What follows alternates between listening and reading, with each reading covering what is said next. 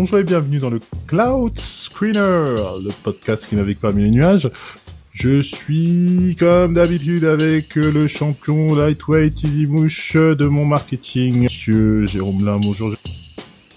Bonjour la communauté. Toujours un petit mot, un petit mot de gentillesse comme ça à nous rajouter, Jérôme, ou pas? Jab directo et puis crochet et puis uppercut. Voilà. Et je suis avec une deuxième personne nommée Jean-Louis. Bonjour Jean-Louis. Salut à tous. Salut Anthony. Comment vas-tu? Jérôme.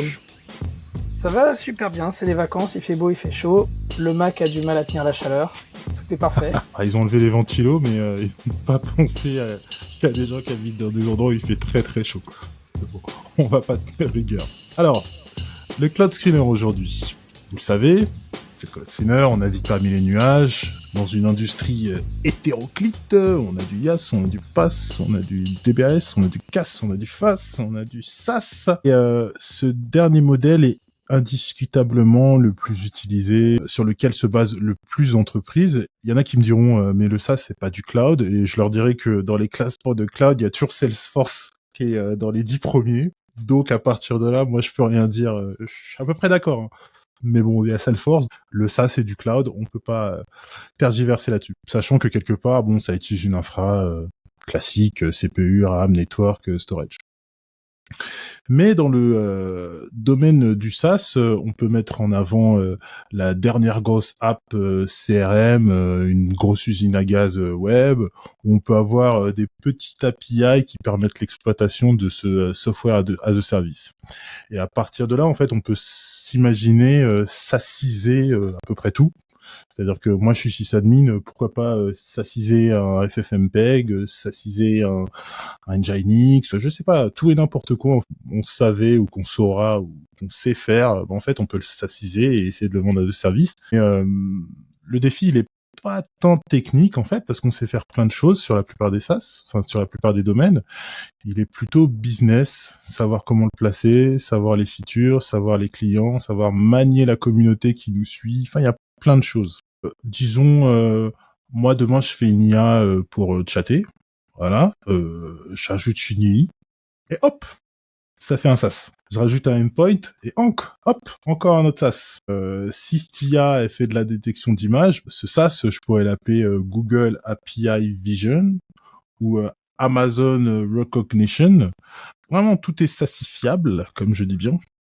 Et notre invité du jour, il a SaaSifié quelque chose, mais pas quelque chose de commun que vous faites 2-3 clics sur Internet et vous auriez pu le trouver. Il a fait le savant fou dans son laboratoire pendant plusieurs années, à expérimenter des réseaux de neurones, à les faire passer, attendre la foudre pour avoir plein de retours sur ce qu'il est en train de faire, et il a mis au point la formule secrète.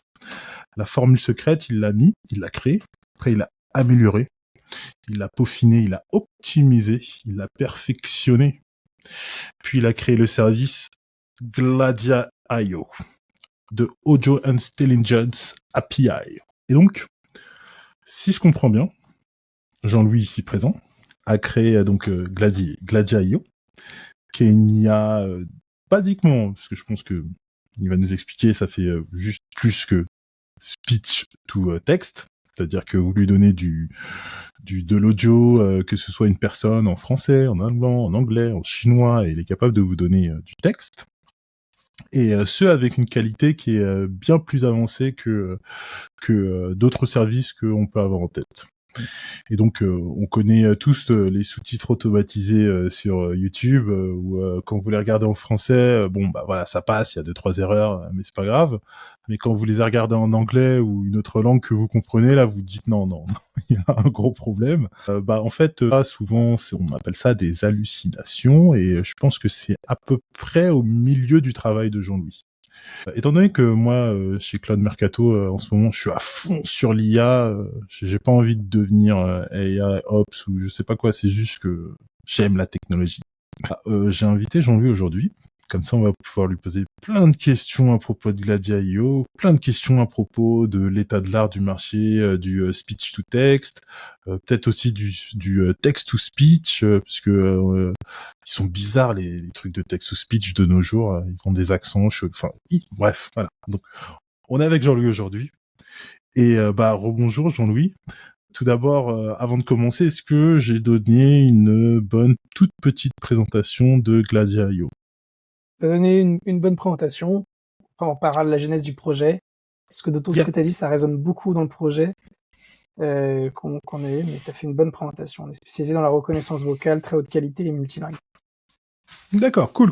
Et du coup, donc d'abord, d'où te vient l'idée de dire on va faire un assistant qui permet de être meilleur qu'OpenAI? L'idée vient pas de moi, du coup ça va être le jeu de Jérôme, un peu, puis un peu ce que tu as dit en introduction. N'importe quoi peut être sassifié. La question, c'est le go-to-market. Donc quand on disait trouver ta communauté, animer ta communauté, créer ta marque, être reconnu sur le marché, n'importe qui peut faire n'importe quoi as a service. Et nous, c'est ce qu'on a fait au début. En fait, moi, je viens de OVH Cloud dans mon passé. Et je m'occupais de tout l'IA là-bas. Et dans ce que me demandaient les clients, ils me demandaient différentes API. Tu avais reconnaissance vocale, OCR, donc reconnaissance de caractère, correction orthographique. Voilà, il y avait plein de sujets d'API. Donc j'ai commencé à faire un framework open source où dans un seul container.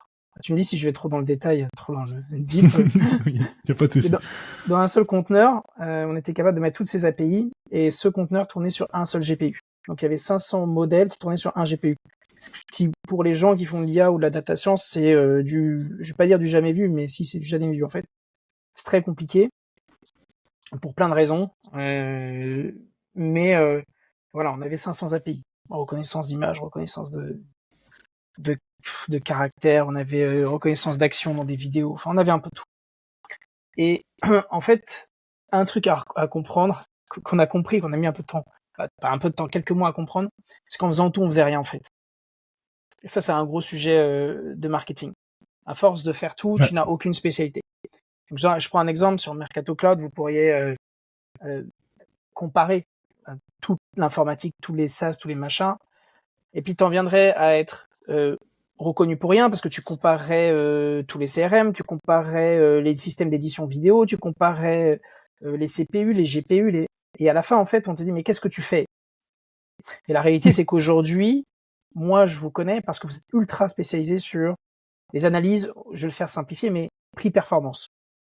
Chaque fois que je viens vous voir, c'est quel est le ratio prix-performance que je vais trouver avec, vous allez analyser le prix du trafic rentrant, du prix du trafic sortant, le coût du stockage, le coût d'archivage, le coût du trafic à l'intérieur du réseau, et vous allez démystifier tout ça. Ce qui fait que vous êtes hyper niche, hyper spécialisé, donc vous avez une grosse communauté, et ça fonctionne très bien. Et du coup, vous êtes leader dans votre communauté. C'est un peu le problème de beaucoup d'informaticiens, on pense qu'on est bon, on sait faire install de FFmpeg, et on peut faire FFmpeg as a service, puis tant qu'à faire, je ferai ça, puis tant qu'à faire, je pourrais faire ça, puis tant qu'à faire. Et à la fin, on fait, ok, mais qu'est-ce que tu fais réellement? Et là vient le problème du positionnement marché. Alors nous, on l'a vécu. On se disait qui peut le plus peut le moins. En fait, non. Parce que qui peut le plus est en fait te met une dilution de ta marque par rapport au nombre d'activités que tu fais. Et donc nous, on avait 500 API. Donc je prends une marque, je la divise par 500 et ça me donne le focus. Donc comment est-ce qu'on a eu l'idée de faire la reconnaissance vocale? On n'a pas eu l'idée. C'est très simple. On a vu que ça marcherait pas. On allait voir les utilisateurs. On leur a dit voilà tout ce qu'on est capable de faire. Quel est le plus gros problème que vous avez à résoudre sur lequel vous avez un budget et des problèmes de la vraie vie? Ça s'appelle le MOM test. Vous pouvez regarder un bouquin qui s'appelle le MOM test que je conseille de tout le monde de lire. C'est quoi que tu fasses, ta mère elle va être d'accord, elle va dire ouais super super App Store, super idée d'app en App Store. Est-ce que tu paierais? Mais bien sûr que je paierais mon fils. Et la réalité c'est que tu vas dans la vraie vie, nobody gives a shit, tu vois. Et personne va payer. Et le plus bel exemple c'est que parfois notre système était en panne et personne s'en rendait compte. Ça, c'est un mauvais signe en général. Si tu dis ouf, personne s'en est rendu compte, c'est très mauvais. Si ouf, personne s'en est rendu compte, ça veut dire que t'as pas d'impact dans la vie des gens. Ça veut dire qu'ils ouvrent pas ton app, ça veut dire qu'ils l'utilisent pas au quotidien, ça veut dire que c'est pas critique. Si c'est pas critique, ils vont pas payer. Si c'est pas critique, ils ont pas un vrai pain à résoudre. Donc là, il y a un certain nombre d'indicateurs. Et donc, quand on allait voir les clients, on parlait d'API, les CEO, les CTO, les CIO, tu l'appelles comme tu veux. On s'est rendu compte que même API pour eux, c'était avant ChatGPT, hein. C'était un peu blurry, tu vois. ChatGPT a un petit peu je sais pas comment on dit en français, unveil, un peu révélé tout ça, tu vois. Mais il y avait les API de GPT bien avant ChatGPT, on est d'accord. Mais les gens captaient pas vraiment. Et donc on avait tout mis ça dans Excel parce qu'on s'est dit qu'est-ce qu'ils utilisent ces gens-là.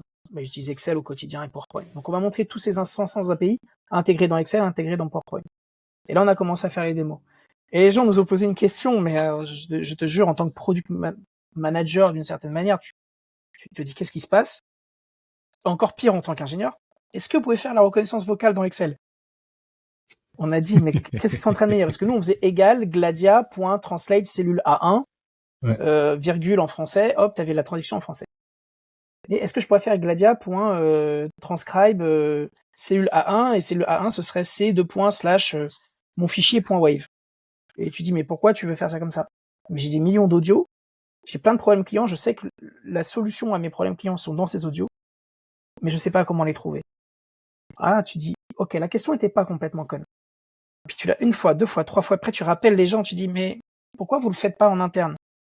Et là ils commencent à te parler de leurs problèmes. On allait chez Google, Amazon, Azure, c'était trop lent, ça mettait 45 minutes pour 1 heure d'audio.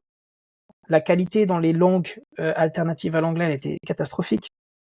Les prix, c'était 2 balles de l'heure. Donc ça, je pense, vous avez des chiffres là-dessus, non, Mercato, sur les API, non, je pense, côté cloud de ces software-là. Text to speech, pas encore. On a pour Speech to l'instant text, Computer Vision. Vous avez Computer Vision. Ouais, Computer Vision, mais pas speech to text, excuse-moi. Ouais. Bon, il va falloir le mettre. Parmi tout ce que vous avez, moi je regarde beaucoup la partie GPU, mais dans ce que vous avez, voilà. Et donc en fait, on a analysé ces prix, les costs étaient monstrueux. Ces gens-là partaient ensuite vers des alternatives, genre DeepGram, Assembly, Speechmatics, et c'était toujours pas satisfait de la qualité des langues alternatives, pas satisfait de la vitesse. Et puis parce que par exemple Assembly mettait 20 minutes, le coverage de langue c'est 15 langues, je mets ça entre guillemets, parce qu'en fait dans les 15 langues t'as anglais canadien, anglais UK, anglais US et anglais australien. Donc là, tu as 2 problèmes qui se posent. Tu dis, bon, ok, ça compte pour 4. Donc c'est ce qu'on appelle des dialectes et des accents. Ça s'appelle pas vraiment des langues. Et quand tu regardes ça, tu fais, mais tu sais, ça commence comme une mauvaise blague. J'ai un Australien, un Canadien et un Américain dans une salle. Bon, qu'est-ce que je choisis comme modèle? Parce que c'est un problème d'accent. Tu dis, je sais pas quoi choisir comme modèle. Et donc, ils passaient ensuite sur Whisper en interne. Et là, ils avaient tous les problèmes de cloud que tu connais. Incapable de scaler, incapable de retenir les talents, incapable d'avoir des service level objectifs, donc des objectifs de service appropriés en termes de scalabilité. Tu connais les GPU, il y a des problèmes de fiabilité sur les GPU, ça pète régulièrement, faut les changer. C'est un des gros problèmes pour le training at scale. Les GPU cassent, il faut les changer, il faut les déprovisionner, reprovisionner. Ça te dit pas que c'est pété, ça te dit rien, ça te dit pas que c'est pété. Il te dit qu'il est là, il te dit qu'il tourne, mais il donne rien en fait. Donc voilà, t'as plein de problèmes qui se posent d'infrastructure, et donc en fait, scaler, c'est très dur. Et donc nous, on est arrivé, on avait 2 choix. Soit on faisait notre propre modèle dès le départ, et on se positionnait dans le chemin de décision du client comme un alternatif, et donc on revenait au step 2 de leur décision. Soit on disait, on va dans la continuité de leur logique, en disant, écoute, j'ai exploré le marché, maintenant en interne, Whisper, ça me plaît bien, comment je scale Whisper? Donc on a eu ce truc dual dans nos têtes en disant, qu'est-ce qu'on fait?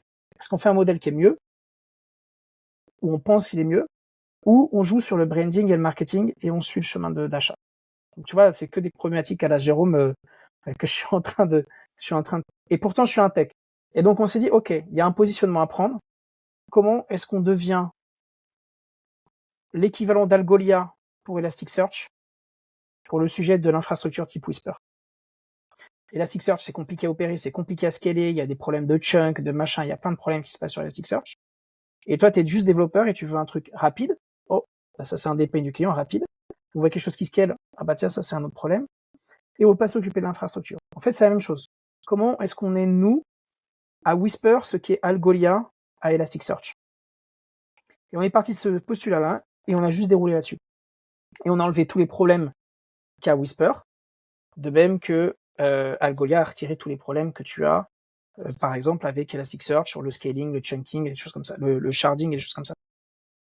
Et donc on a fait ça, et quand on a sorti le produit, c'est ce que tout le monde attendait. Donc on a fait des choses du genre le code switching. Donc c'est le changement de langue à la volée. Donc encore une fois, même dans ta niche, de reconnaissance vocale, où tu dis ma brand, elle va être juste à reconnaissance vocale, comment tu te différencies des autres? Tu vois, c'est un problème à tiroir.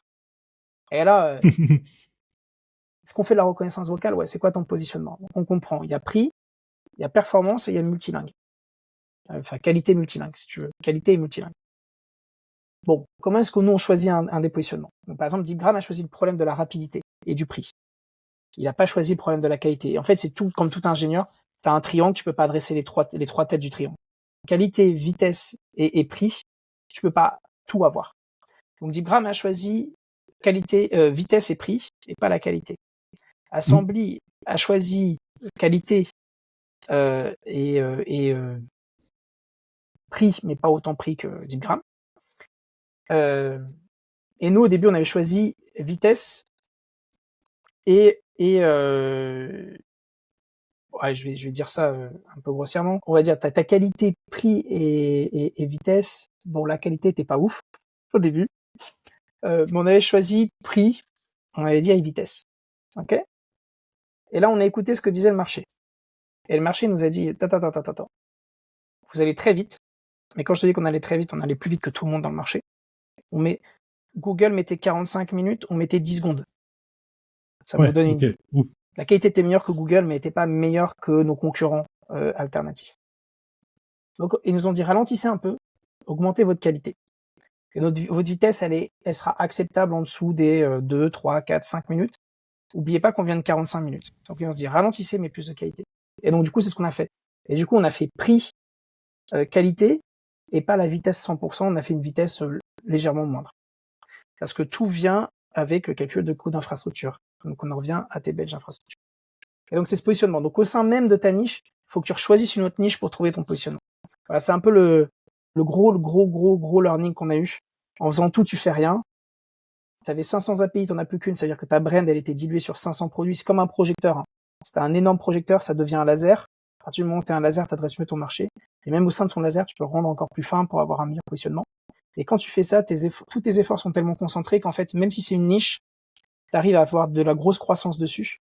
Et quand t'as de la croissance, c'est là que tu peux te permettre de l'expansion. C'est à ce moment-là que tu peux te permettre de l'expansion. Mais il faut pas réfléchir à l'expansion dès le départ. Voilà un petit peu l'idée. Waouh, c'est exhaustif. Ouais, désolé. Non, il n'y a pas de souci. La question, c'est d'où vient l'idée.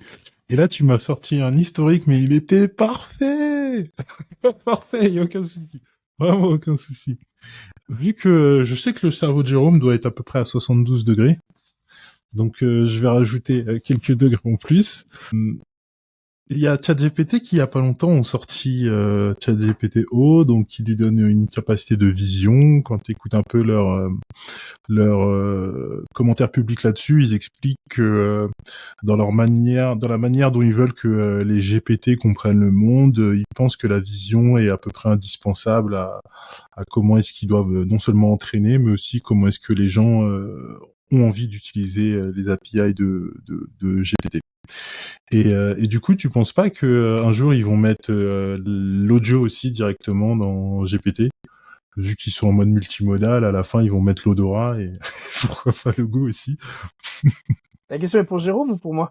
Pour toi, excuse-moi Jean-Louis. Oui, bien sûr. Ils ont commencé à le faire déjà. Après, Okay. t'as toujours la question du focus. Et c'est une réflexion plus générale sur le marché de l'IA. La question globale, c'est est-ce que pour moi, OpenAI, c'est le nouveau Google. Ok, pour faire simple. T'as une révolution comme celle d'il y a 20 ans, qui était le web. Google, il y a eu Google, Yahoo, machin. Bon, bah, Google, OpenAI, c'est Google. Yahoo, c'est, je vais dire Mistral. Tu devais avoir AOL Search, ça doit être Cohere. T'en avais 5-6. À la fin, Yahoo continuera d'exister, racheté par un tel, ils vont faire de la consolidation, mais tu vas en avoir 5 qui vont rester. Google va essayer de survivre, de même que Oracle a survécu à l'arrivée du cloud, avec difficulté, mais voilà. Donc Google sera là. Est-ce que Google sera leader? Je pense que ça va être compliqué. Et une raison globale, c'est que leur modèle va s'écrouler. Leur modèle qui est de ads, de pub par search, il va s'écrouler. Et les gens vont payer pour être à l'intérieur de ChatGPT et être la première réponse dans ChatGPT. C'est ça qui va se passer. Donc quand je pose une question, est-ce que tu peux m'écrire un soft de reconnaissance vocale avec Python? Si je suis Google, je vais payer en 1 pour avoir Google Cloud Speech. Et moi, j'aimerais bien être en numéro 1 dans le snippet de code. Et je vais payer 15 balles par snippet de code qui va être rendu.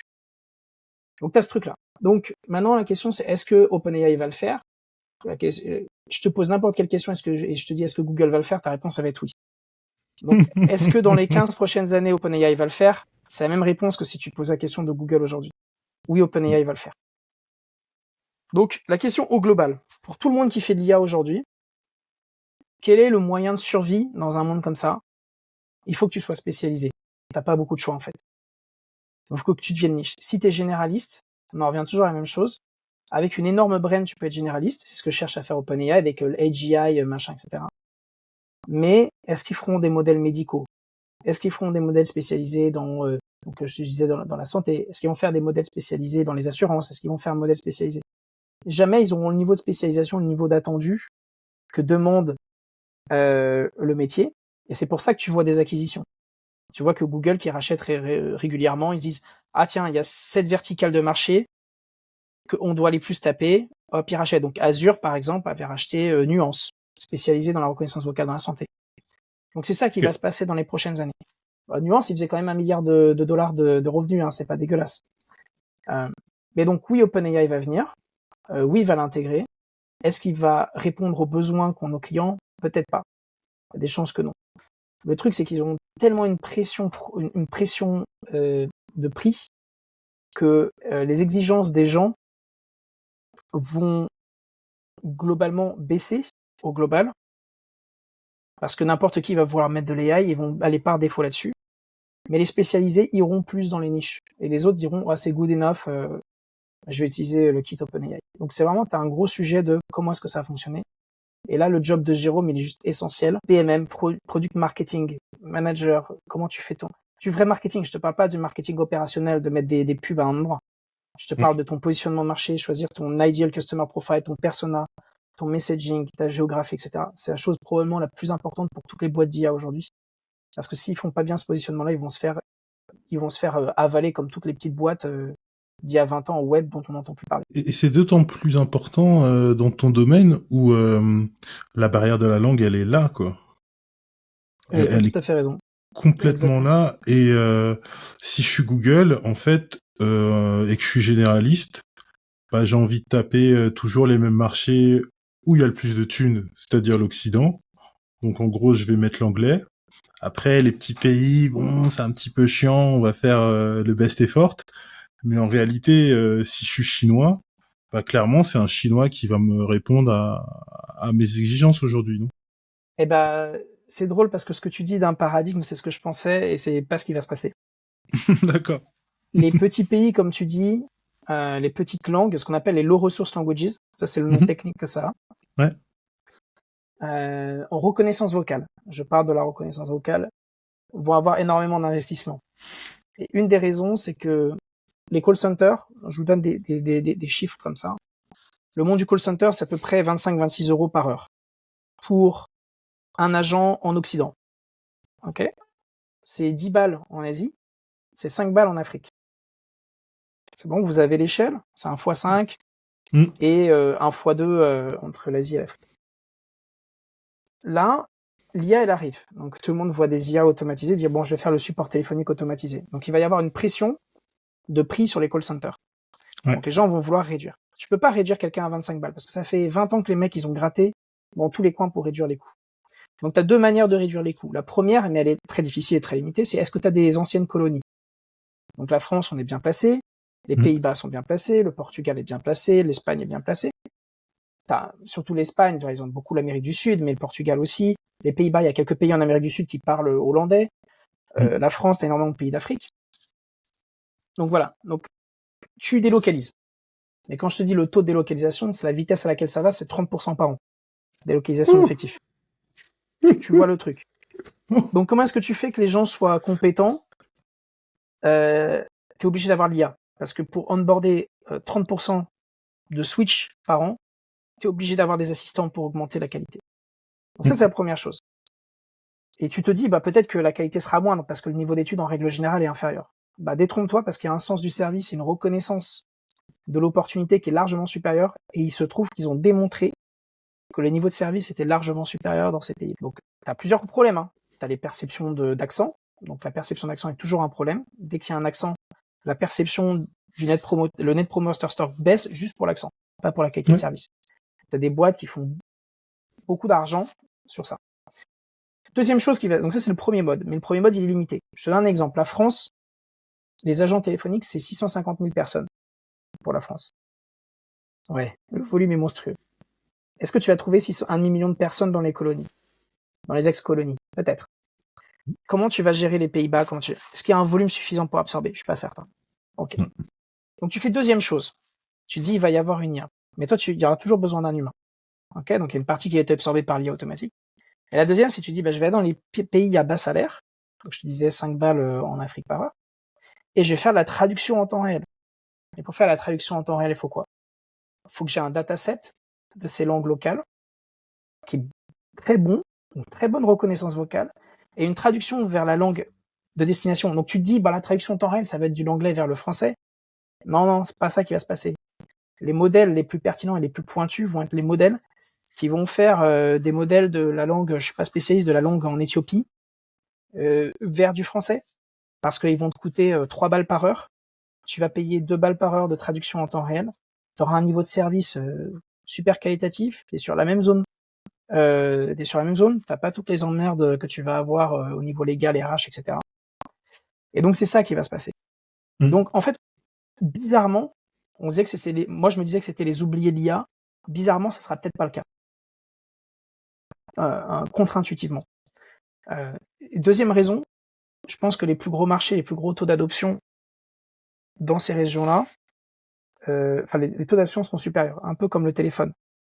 Tu vois, tes grands-parents pour passer le téléphone portable, c'est compliqué, tu vois.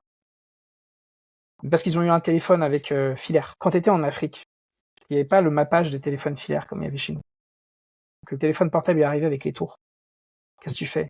Tu prends le téléphone. Non, c'est un nom, ce paradigme, je ne me souviens plus. Ça s'appelle l'innovation inversée ou un truc comme ça, je sais plus le nom. Et donc tu te dis, ok, la médecine par exemple en Afrique, t'as un coverage de médecine qui est super limité, t'as un nombre de spécialistes qui est hyper limité. Nous en Europe, on va dire, ah non, je veux voir un médecin, je veux pas qu'une IA le fasse. Tu vas aller en Afrique, et tu vas avoir des taux d'adoption qui sont monstrueux. Donc tu vois, il y a plein de choses qui me font dire qu'il faut pas qu'on se dise que ça va être oublié.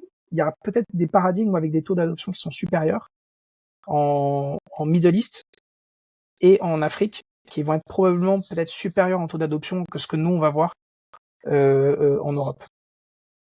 Surtout l'Europe. Ouais.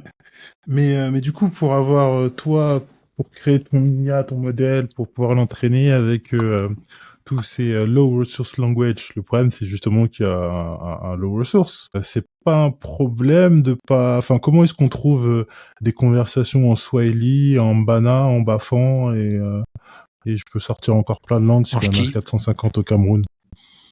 Oui aussi, l'accent ch'ti. Est-ce qu'il y a un FR-ch'ti dans les langues? Je sais pas. Ça marcherait, mais ouais, c'est chaud. En fait, t'as deux choses. C'est pas un problème qui est résolu complètement, mais t'as toujours les collaborations avec les universités. Ça, c'est un truc que t'as. Souvent, c'est un bon entrée. La deuxième, c'est d'avoir des partenaires sur place.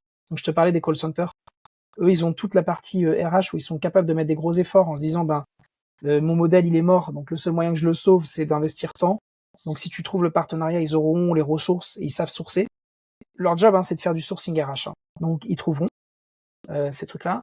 Et le troisième que j'ai vu apparaître dernièrement, c'est assez marrant. C'est des gens qui utilisent la crypto, enfin les notions de crypto pour faire de la collecte de données. Donc ils disent en fait t'as des coins, t'as des applications, un peu comme Mechanical Turk sur Amazon, sur AWS. Et tu as un coin, donc t'as deux problèmes qui se posent. Le premier c'est que tu veux la donnée, tu veux pas payer la personne si la donnée elle est pourrie. Donc tu vas avoir la personne, elle va mettre de l'argent, elle va être bloquée, son coin va être bloqué. Et on lui dit, ton coin est bloqué, c'est un peu comme une caution.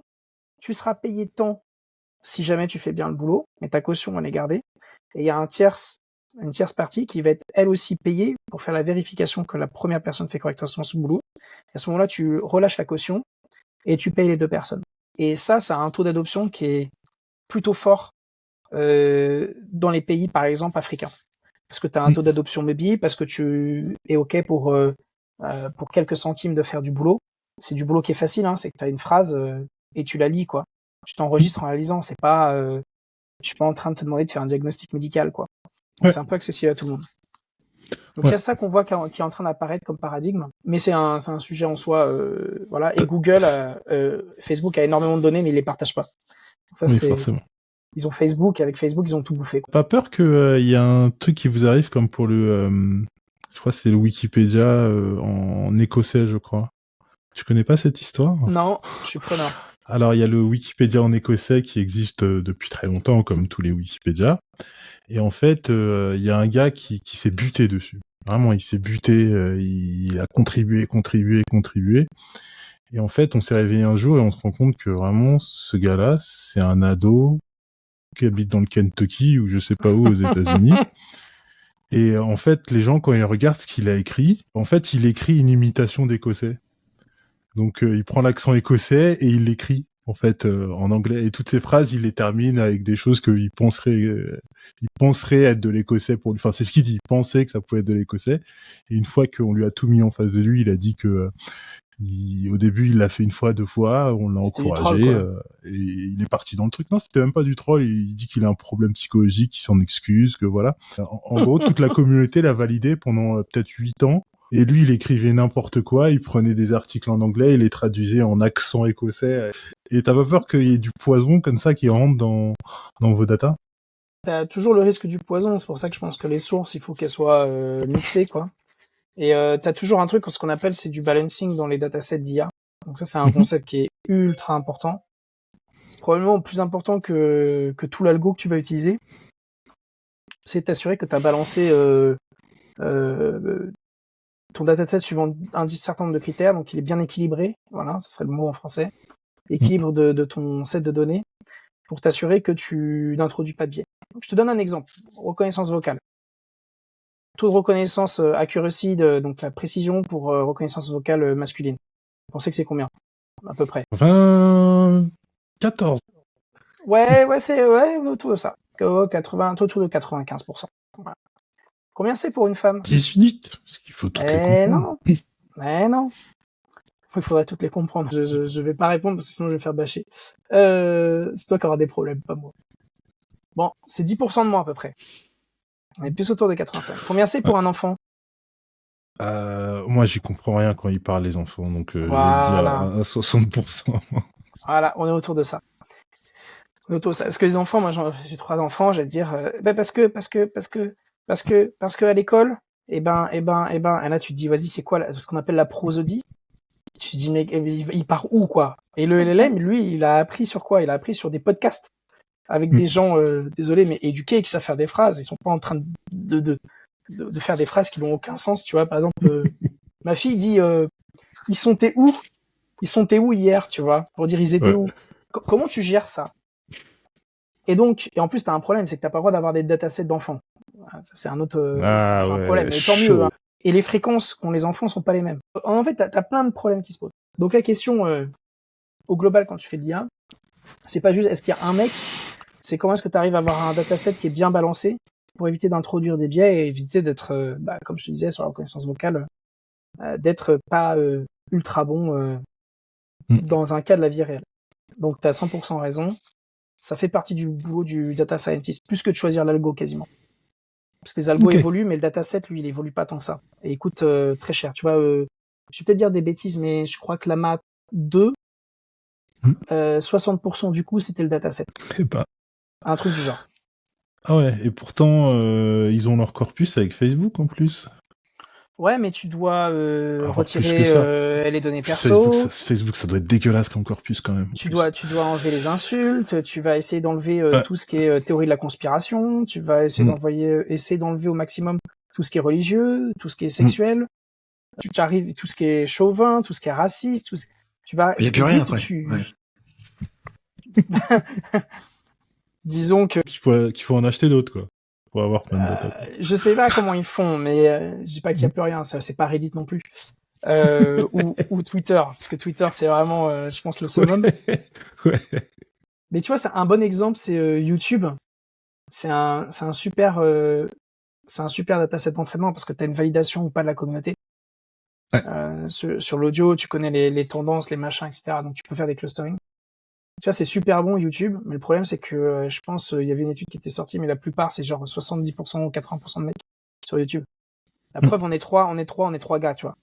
Donc niveau reconnaissance vocale, on n'est pas optimal, tu vois. Qu'est-ce qui vous dit que je suis un homme, monsieur? Je, Voilà. je vais pas rentrer dans ce débat là. Je tenais à le me placer comme ça, tu peux continuer, excuse-moi. Tu disais sur YouTube où il y a que des mecs, et c'est vrai que ça met un gros biais. T'as vu comment je rattrape le truc? Ça met un gros biais sur tes entraînements. Ouais. Ah, ça met des biais de ouf sur l'entraînement. Mais ça, tout le monde, hein. IA, pas IA, tu vois. Un exemple, c'est tu parlais de Recognition de Google ou AWS, je ne sais plus comment s'appelle le service, mais bon, t'as l'idée. Tu mettais un savon photo d'une salle de bain en Inde et tu mettais une photo de salle de bain en Occident.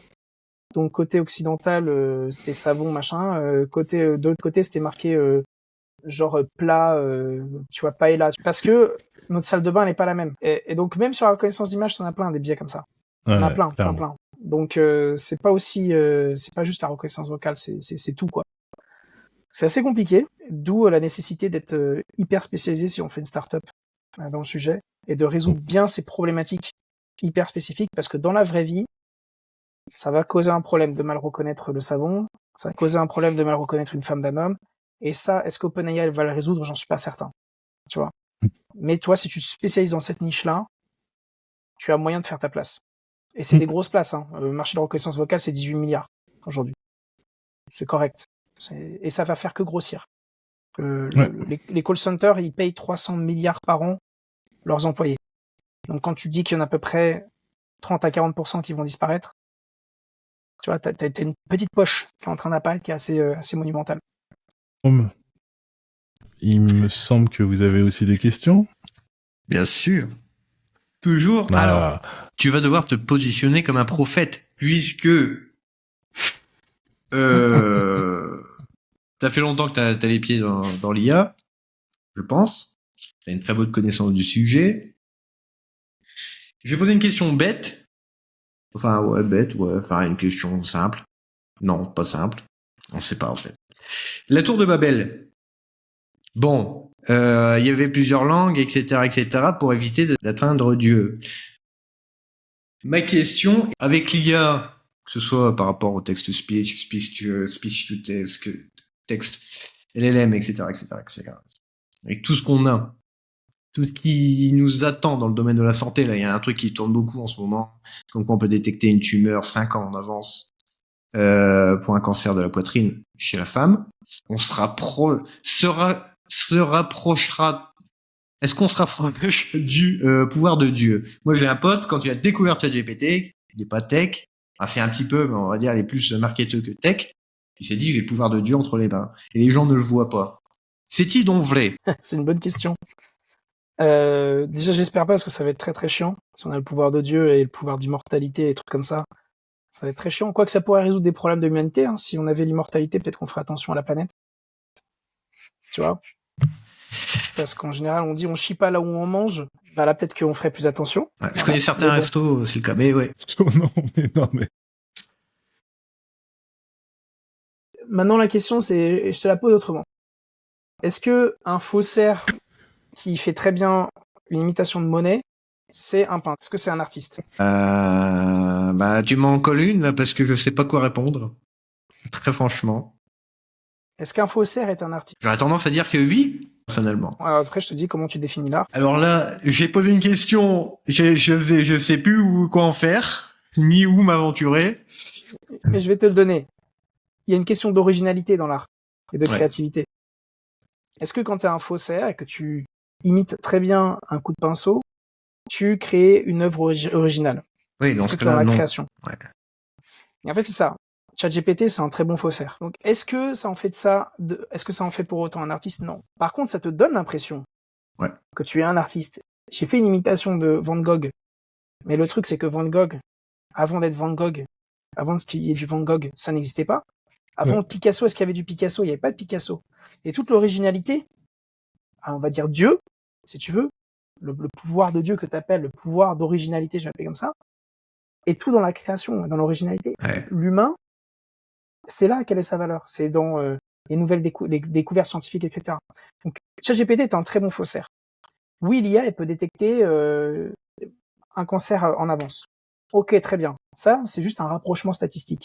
Ouais. C'est pas Dieu. Est-ce que l'IA va être capable d'être créatrice de nouvelles idées? Moi, j'ai des forts doutes là-dessus. C'est pas le pari d'OpenAI. Ah, d'accord. Mais je te le fais autrement. Toi qui fais du marketing et tout ça, tu te mets dans cette idée-là. Imagine que tout le contenu sur Internet est écrit par ChatGPT. Ouais. Et que ChatGPT s'entraîne sur le contenu Internet. Je pense que ça va devenir quoi Internet? Ça va être de la merde. Oui, c'est déjà à peu près le cas, mais ouais, bien sûr. On est d'accord. Ça commence. Donc, en fait, ça va être de la daube. Tu Ouais. sais très bien. Moi, je vois un article, je sais que c'est ChatGPT qui l'a écrit. Ouais. Donc, on a un faussaire qui s'auto-apprend et on se dit que ça va résoudre les problèmes du monde. Non, c'est un faussaire qui a été très, très capable d'imiter et de reproduire ce qu'on a à un instant T. Est-ce que c'est le pouvoir de l'humain et de l'évolution? Non, le pouvoir de l'humain et de l'évolution, c'est nous avoir amené jusque-là. Et quels sont les steps d'après? Est-ce que ça va nous permettre d'accélérer? J'en suis 100% sûr. De même que la machine à écrire l'imprimante nous a permis d'aller plus vite, que la machine à vapeur nous a permis d'aller plus vite, que l'électricité nous a permis d'aller plus vite.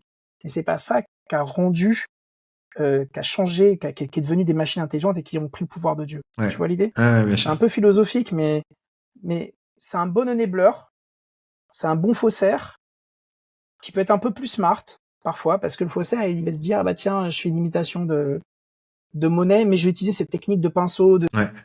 Ok, tu vas peut-être être un meilleur faussaire, mais tu vas rien avoir inventé. C'est ça que fait l'IA.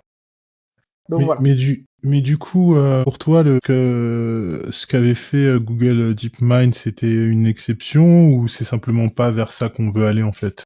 Sur quel sujet? Parce que DeepMind, ils ont fait beaucoup de choses. DeepMind, excuse-moi, quand il avait sorti un tricks au joueur d'AlphaGo qui était parti fumer sa clope. Oui, l'histoire en gros, c'est il y a une partie de de Go tout court. Excusez-moi, c'était l'IA plutôt qui s'appelait AlphaGo.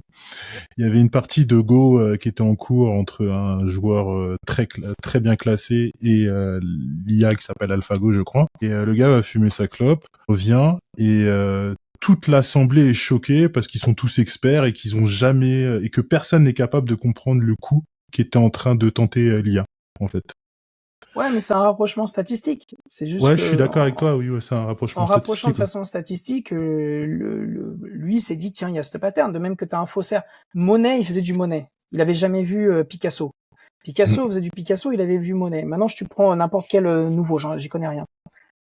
Est-ce que Monet aurait fait du Monet s'il avait vu Picasso avant? Est-ce qu'il aurait eu les mêmes traits? Est-ce qu'il aurait la même créativité? Est-ce qu'il aurait pas fait les choses différemment? Probable, tu vois. Donc à un moment donné, quand tu as une vue, je vais pas dire omnisciente, mais quand tu as bouffé suffisamment de données, il y a des rapprochements que tu vas faire que la personne n'a pas forcément... Et c'est là où l'IA est forte, c'est là que tu vas détecter 5 ans en avance, etc. Mais je te reprends l'exemple des peintres. Si t'as pas traité tous les sujets des peintres précédents, c'est tous les peintres précédents qui te construisent ta nouveauté. On est plus ou moins d'accord. Mais est-ce que c'est une nouveauté un peu incrémentale? C'est une réconciliation. Le génie d'un Leonardo, d'un machin, etc. Ça, par contre, une IA, elle va pas être capable de te le donner, tu vois. Donc pour moi, je pense que il a fait un reprochement statistique. Il s'est dit, bah j'exagère, mais tous les coins sont bouchés. Mais il y a un truc qui n'est pas couvert, c'est cet endroit-là. Et hop, il prend ce point-là. Qu'est-ce que tu veux que je te dise? Ce serait comme toi qui fais Jérôme, la boxe, machin. C'est comme si le mec, à un moment donné, il se met accroupi et tout le monde regarde et qu'est-ce qui se passe? Et là, il te met un gros pain uppercut en se relevant. Le truc, on l'a jamais vu. Bon, est-ce que c'est créatif? Est-ce que c'est artistique? Non. Est-ce que c'est le pouvoir de Dieu? Non, c'est un truc complètement con, c'est une anomalie. Statistiquement, il y avait plus rien à faire. Le mec s'est accroupi, il s'est relevé, il a mis un pain, c'était sa dernière chance, quoi. Je simplifie, j'exagère. Est-ce que ça fait de ça Dieu? Je suis pas certain, tu vois.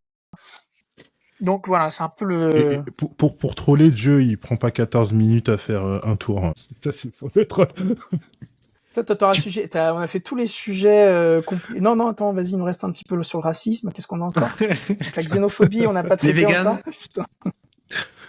Je te laisse continuer, monsieur J. Depuis, on va dire, l'avènement de l'IA au grand public. Donc, dans moi. ChatGPT, quoi. ChatGPT. Ta vie, elle est pareille ou pas? Ou ça change? En termes de boîte? Ouais, voilà, en termes de speed. Ah bah ouais. Nous, quand ChatGPT est sorti, nous, ça a fait comme ça. Explosé. Ça a explosé. Ouais. Parce que les gens étaient capables de prompter des les transcriptions, retrouver beaucoup de choses. Donc nous, le business, il a explosé grâce à ça. Ok. Parce que, alors, moi, dans ma tête, ça, c'est ma vision, hein. C'est ma vision de marketeur. Après, c'est pas pareil pour tout le monde. Enfin, de personnes qui travaillent dans le marketing, freelance, etc., ou même pas freelance. L'IA, elle est censée nous soulager d'un poids, en fait, quelque part.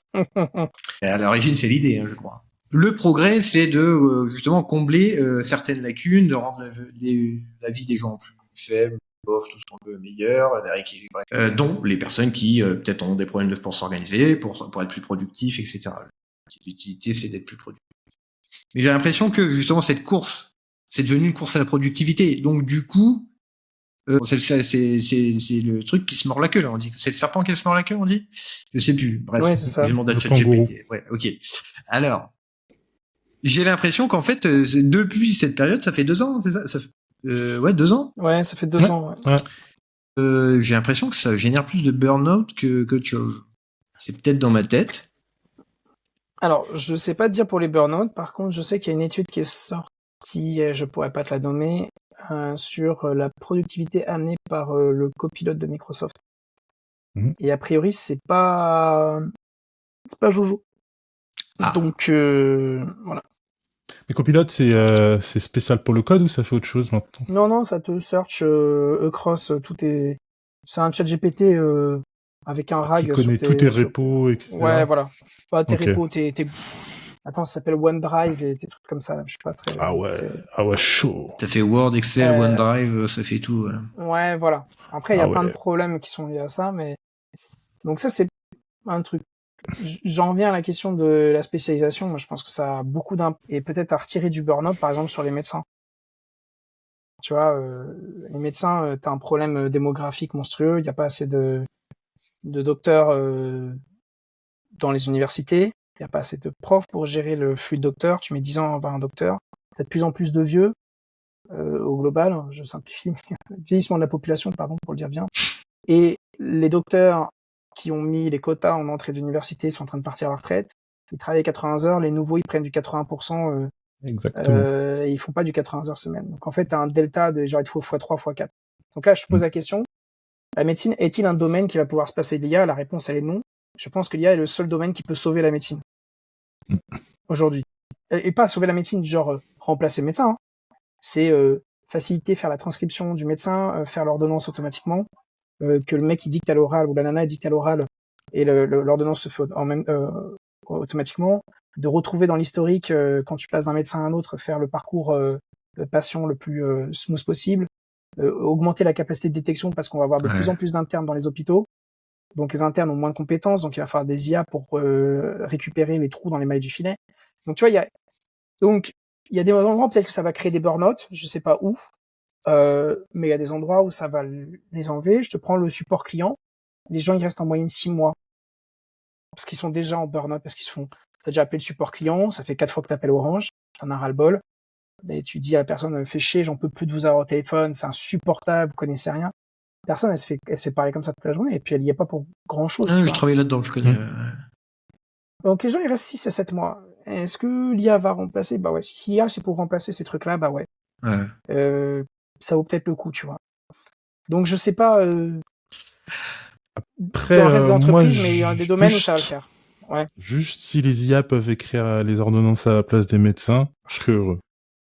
C'est sûr, parce que la reconnaissance de caractère, elle arrive pas à le faire. Voilà, c'est impossible de le mettre dans un autre process après. Voilà, c'est dead end pour la data. Le médecin il écrit et ensuite faut un archéologue pour. C'est marrant parce que moi mon cardiologue il l'utilisait en 2017, je crois, un truc qui s'appelle Dragon, je sais plus quoi. Donc il avait. C'est Nuance, qui a été racheté par Microsoft. D'accord. C'est un produit qui appartient à Nuance. Ouais. Et ben c'était plutôt bien. Alors je commençais à lui parler, je le voyais parler dans un micro, il me fait ça d'un air ferme-là. Et en fait il m'avait fait tout mon descriptif de mon bilan. Donc c'était plutôt cool. En Arial, comment un tech s'adapte et revêt sa casquette de marketeur plus entrepreneur, CEO, CTO, tout ce qu'on veut, mais enfin voilà, de dirigeant. Comment on switch? Parce que alors moi j'ai bien sûr dans la tête le cliché qu'un tech, c'est quelqu'un qui est devant son ordinateur toute la journée et qui a des problèmes de communication. C'est pas vrai, bien sûr. Mais voilà. Bon, honnêtement, c'est deux approches différentes. Comment on s'adapte quand c'est comme ça? Est-ce que c'est venu naturellement d'ailleurs? Je peux pas. euh, j'ai pas. Enfin, si j'ai des moments où j'ai des déclics. J'ai lu beaucoup de bouquins. Hein. Ouais. Quand je me suis mis en entrepreneuriat, j'ai lu beaucoup de bouquins parce que je me suis fait bien entourer aussi par des bons business angels. Donc ça, c'est hyper important. Et dans l'idéal, avoir des anciens entrepreneurs, si possible des techs, qui te mettent des coups de pied aux fesses. Donc moi, c'était Pierre Bétouin. À l'époque, Pierre Bétouin qui avait fait Screen, qui s'était fait racheter par Datadog. Donc un mec qui a plutôt bien géré son truc. Et lui, il m'a mis des claques. Il y a des trucs que tu comprendras pas à l'école. Ouais. Il y a des concepts que tu liras dans les bouquins. Après, quand tu vas passer dedans, tu vas te faire tester ça. Donc le product market fit, le lean startup, le persona, le messaging, ces trucs de marketing où tu te dis c'est quoi ce truc-là. Tu dis on te dit focus sur ton ICP, putain mais c'est ce que je fais. Et que quand tu l'as, tu fais, c'est pour ça. Par contre, je pense qu'il y a un déclic. Nous, quand on a vu le mur, je faisais quand même des forecasts, donc c'est plutôt passé par la gestion. Je faisais les forecasts de croissance, pour atteindre ce chiffre d'affaires, faut qu'on fasse ça. Et que tu vois que tu y es pas et tu sais que tu vas prendre le mur. Je pense que c'est là que tu te réveilles et tu dis il y a un truc qu'on fait pas bien. Donc je pense que faut bien se faire coacher, avoir des gens en externe et se remettre en question quand il y a le mur en face, quoi. Et nous, c'est vraiment quand il y a eu le mur en face, on a dit, on a raisonné en ingénieur, on a dit, avec ce produit technique, qu'est-ce que techniquement on a fait un diagramme, tu vois, des genres Ishikawa, des pieuvres, des machins que tu fais en école d'ingé. On a fait qu'est-ce qu'on peut faire de cette brique technique, parce que notre problème c'est pas la brique technique, c'est la distribution. C'est qu'on n'a pas de user. Et à partir du moment où tu te creuses et te poses la question comment est-ce que tu fais l'acquisition du user, tu commences à mettre un pied dans le marketing.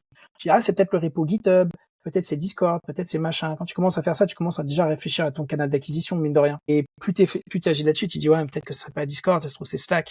C'est quoi la différence entre Slack et Discord? Il y en a c'est plus des devs et l'autre c'est plus des entreprises. Allez bam, tu commences à targeter un concept qui s'appelle le persona. Puis après tu dis mais en fait on a que des indie hackers, des machins. Hop, tu commences à taper le concept d'ICP. Donc ça vient un peu naturellement quand tu prends le mur, c'est juste que t'as pas les mots. Et une fois que t'as compris les mots, là tu bouffes des bouquins. Et en bouffant les bouquins, comme t'as réussi à mettre des mots sur tes concepts-là, là tu vas formaliser ces concepts et accélérer. Voilà, donc beaucoup de podcasts d'entrepreneurs, énormément de podcasts d'entrepreneurs. Voilà. En livre, tu conseillerais quoi? Tu l'as lu le Sprint de Jack Knapp? Non, j'ai pas lu Sprint, non. Okay. Faudrait que je lise si tu... Bon, j'en ai lu... J'en lis je sais pas combien, j'en ai eu plein, mais ceux qui m'ont le plus marqué, évidemment, Lean Startup, parce que j'avais fait une première boîte, je m'étais planté, j'ai compris pourquoi je m'étais planté. Netflix, le bouquin Netflix, je trouve qu'il est excellent. Zero to One, finalement, c'est des trucs, voilà, Grit. Enfin voilà, il y en a un certain nombre que je me souviens, tu vois. Des trucs à la con, mais t'as toujours un petit peu à piocher. Moi, ce que je fais, c'est que j'ai mon téléphone à côté, je lis, quand il y a un passage qui m'intéresse, je prends une photo du passage, je le mets dans iPhone Notes, tu vois. Et je continue, et après je reviens le lendemain, je lis mes notes et j'en fais des bullet points, tu vois, des actions items. Mais je pense que c'est comme ça que tu deviens tech. Après, c'est que l'itération et beaucoup de podcasts, énormément de podcasts. C'est, je pense, podcast, audiobook, bouquin. T'as pas le choix, je pense. Non, c'est de la formation continue. Ouais, formation continue. Je pense. Il y a un truc que t'as quand t'es CEO, c'est que, t'as toujours eu un manager avant au-dessus de toi, qui te prenait ta tête dans le guidon, il t'attrape par les cheveux, il te fait relever la tête, tu vois. Enfin, en tout cas, c'est le rôle d'un manager. Tous sont bons, mais a priori, c'est le taf. Et là, en fait, t'as personne pour te prendre comme ça. Alors, t'as les fonds, ils te prennent comme ça, et puis ils te la recognent comme ça. Mais je parle d'un truc un peu plus... Et ça, en général, c'est les business angels, des anciens entrepreneurs qui ont réussi, qui vont te relever la tête. Ils font, mec, moi, je l'ai fait comme ça. Ah oui, c'est un truc que je fais qui est très, très, très, très important pour les techs. C'est ça part par les business angels aussi, et c'est de dire, présente-moi, c'est ce que je conseille à tout le monde quand je vois au début, tu demandes à chaque personne, présente-moi 3 personnes qui sont appropriées pour le problème que je suis en train de traiter, pour le marché que je suis en train de traiter. Et à chaque 3 personnes, à chacune des personnes, tu leur demandes 3 personnes et 3 personnes et 3 personnes et 3 personnes. Et tu vas avoir des patterns qui se répètent. Et ça va t'amener dans les concepts d'ICP, de verticalisation, de persona, de messaging. Tu vas commencer à dire, tiens, ce mot-là, ça fait 4 fois qu'il me le dit, mais c'est quoi ça? C'est la maison des messages. Ça s'appelle en marketing. Plein de trucs à la con comme ça, mais C'est vrai que pour un ingénieur, c'est dur de rentrer là-dedans. Parce que pour nous, ça a toujours été du la bullshit, le marketing. Ouais, Pour être franc. très mauvaise image. Hein. On appelait ça d'ailleurs du marketing bullshit pour en école d'ingé. C'est clair. D'ailleurs, aujourd'hui que ça fait à peu près 4 ans que j'ai Cloud Mercato, je tiens à m'excuser. Tout d'abord envers tous les commerciaux que je me disais c'est un pingouin qui comprend pas ce qu'il vend. Et je tiens aussi à m'excuser et via toi aussi, Jérôme, à tous les marketeurs que je me disais il ne comprend pas ce qu'il vend et c'est moi qui le fais en plus. Vraiment, mes excuses sont solennelles. Vous faites un travail de fou. Et du coup, maintenant, comment comment vous vendez vos produits? Qu'est-ce que vous packagez? Comment vous vendez côté Cloud Mercato? Bah, en fait, nous, il y a 2 produits qu'on vend. Il y a soit un projet de benchmark complet. Vous avez à peu près une idée de qu'est-ce que vous voulez benchmarker. Bah, on vous propose de le faire pour vous. Une idée, ça peut être je suis un cloud provider, je veux benchmarker les blocs storage. Ou je suis un constructeur de hardware, disons de je sais pas, par exemple, comment s'appellent les hardware de chez Grok là? IPU. LPU, ouais, voilà. NPU. Disons, j'ai du LPU, j'ai envie de le comparer avec différents hardware qui sont dans le marché du cloud, bien sûr. Soit votre produit il est dispo dans le cloud, soit vous me filez une IP et je peux m'y connecter, soit vous m'envoyez à la maison avec la machine et je la benchmarkerai moi-même. Mais voilà, ça c'est le benchmark. Et après, de l'autre côté, il y a aussi la souscription premium. Et l'idée de la souscription premium, en fait, c'est d'avoir Anthony ou quelqu'un d'autre qui est dans le bureau d'à côté. Et quand vous avez une question à propos du cloud, bah, vous la demandez. Et vous vous débloquez. C'est un peu ça l'idée. Parce que c'est quand même compliqué, le cloud, hein. Le nombre d'offres est compliqué à comprendre. Exactement. Vu que le marché, il est large, moi, dans le premium, je donne accès à ma plateforme, à toutes mes datas. Mais personne n'a envie de plonger réellement dedans. Les gens vont rester en surface et il y a que moi et mes collaborateurs en fait qui regardons la data tous les jours. Et du coup, pour être transparent avec toi, 90% de mes clients sont les cloud providers. Et du coup, ma vision marketing, ma vision commerciale, c'est de les séduire en quelque sorte. Et pour les séduire, je montre premièrement que je suis neutre, objectif et transparent. Et après, je vais pas rentrer dans les secrets de qu'est-ce que je fais. Après, les gens ils vont dire ah c'est pour ça que tu m'as envoyé ce cold email. Je l'avais bien aimé, mais en fait c'est ta stratégie commerciale. Donc, je vais pas rentrer dans tous les détails. Globalement, oui, les cloud providers, je suis très autour d'eux parce que c'est non seulement mes sujets d'expérimentation, c'est mes clients et c'est aussi ce que je fais tous les jours. Donc, c'est un petit milieu et ça rebondit sur ce que tu disais tout à l'heure où en fait, quand tu te spécialises, même si tu es très spécialisé, que tu fais quelque chose qui est relativement peu large, en fait, tu le fais tellement bien que t'as pas besoin non plus d'avoir une clientèle extra large qui est de 6 milliards de personnes comme un produit grand public. Ce que je fais, il y a à peu près personne qui le fait. Je te confirme. J'ai pas non plus de concurrence et je suis pas en train de me taillader pour avoir une partie du gâteau du marché de ce que je fais. Moi, je m'occupais des benchmarks à l'époque d'OVH Cloud. Effectivement, je te confirme, tu étais le seul sur la place à faire ces choses-là. Et je vais te dire même à quel point c'est important pour nous parce que tout le pricing et le positionnement prix perf qu'on va faire, il va être indexé sur la performance, et sur la capacité. Donc de l'autre côté, je peux te dire que je l'ai regardé de très très près tes bench quand je définissais les pricing. Donc je suis 100% aligné avec toi. Et tu vois, je rebondis sur un truc que tu avais dit en intro vite fait sur le marché du speech, parce que tu avais dit comment ça fonctionne. Et ça revient à ça. Sur le marché du speech, en fait, speech ou texte, texte ou speech, tu disais c'était un peu bizarre, etc. Ça va se rééquilibrer, surtout sur le texte ou speech. T'as deux marchés que tu peux adresser. Low volume, high price, et high volume, low price. C'est un truc, c'est une équerre comme ça. Et t'en as un qui s'appelle Eleven Labs, qui veut faire du high volume, high price et du low volume, high price, mais ça marche pas. Tu peux pas vendre à un call center. Je te dis, ils ont Téléperformance, c'est 1 demi-million de personnes qui travaillent 8 heures par jour. Donc fait 8 heures fois 1 demi-million, ça fait 4 millions d'heures par jour fois 30 jours dans le mois, etc. Tu peux pas vendre ça le même prix en termes de volume et de qualité que ce que tu vends à Netflix qui va faire du dubbing d'une série télévisée dans 100 langues. Chaque épisode va durer 20 minutes. Parce qu'à un moment donné, Netflix va venir te voir et fait attends, ils ont ces prix-là, et moi j'ai pas ces prix-là. Et l'ordre de grandeur, c'est 100, hein, l'ordre de grandeur. Ouais. C'est x 100 l'ordre de grandeur. Donc, t'es obligé de choisir ta niche, quitte à faire de la revente.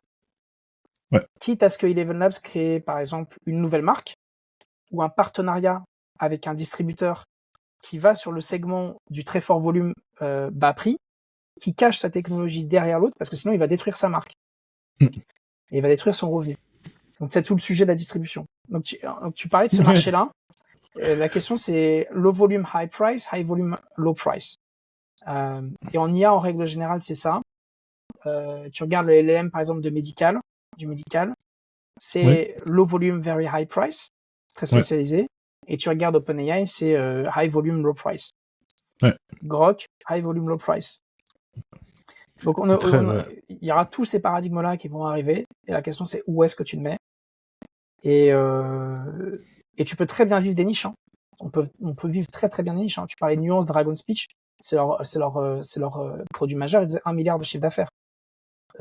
1 milliard de chiffre d'affaires, c'est pas dégueu, tu vois. C'est parce qu'ils sont spécialisés et puis c'était de la qualité. Enfin, moi je me rappelle qu'apparemment c'était ultra pertinent. Même sur du langage médical. Mais oui. Ah bah alors c'est encore c'est un très bon message. Ça veut dire que oui, mais tu vois, on peut pas aller sur ce segment-là pour l'instant parce que notre brand, on peut pas la diluer aujourd'hui. Hein? Et d'ailleurs, tu savais pas que Dragon Speech était Nuance. Absolument pas. Parce qu'ils ont créé une marque Dragon Speech après qui était tellement forte qu'en fait c'était Powered by Nuance parce qu'ils voulaient pas diluer la marque. Donc en fait, tu as tout le sujet de comment est-ce que tu vas créer une gamme de produits. Pour ça, parfois on comprend pas. On dit pourquoi ils font une gamme de produits, pourquoi ci, pourquoi ça. Tu vois, j'ai des questions sur le GPU. Pourquoi Lambda Labs sont toujours out of stock? Ouais, ok, ils ont des prix qui sont bas. Pourquoi ils sont out of stock? Vast, tu regardes Vast, tu regardes RunPod, tu regardes, il y en a plein qui ont du cloud GPU. Pourquoi ces mecs sont vidés alors que les cloud providers ont encore de la ressource? Et en fait, t'as une question de brand. Ils ont tellement établi leur brand comme étant les GPU cloud que du coup, ils arrivent à délivrer leur verticalité. Mais les cloud providers, pourtant, qui ont une base installée qui est super forte, mais qui est hyper large, ils n'arrivent pas à taper ces niches correctement. Ouais. C'est assez intéressant de voir ce paradigme-là. Y compris chez les gros, hein, je te parle de GCP et compagnie. J'ai discuté de ça il y a pas longtemps avec des cloud providers français dont je ne peux pas dire le nom ici. Scaleway, OVH. Non, encore un autre en plus. Et les mecs comment ils s'appellent, les gars qui font les avions, là, comment ça s'appelle?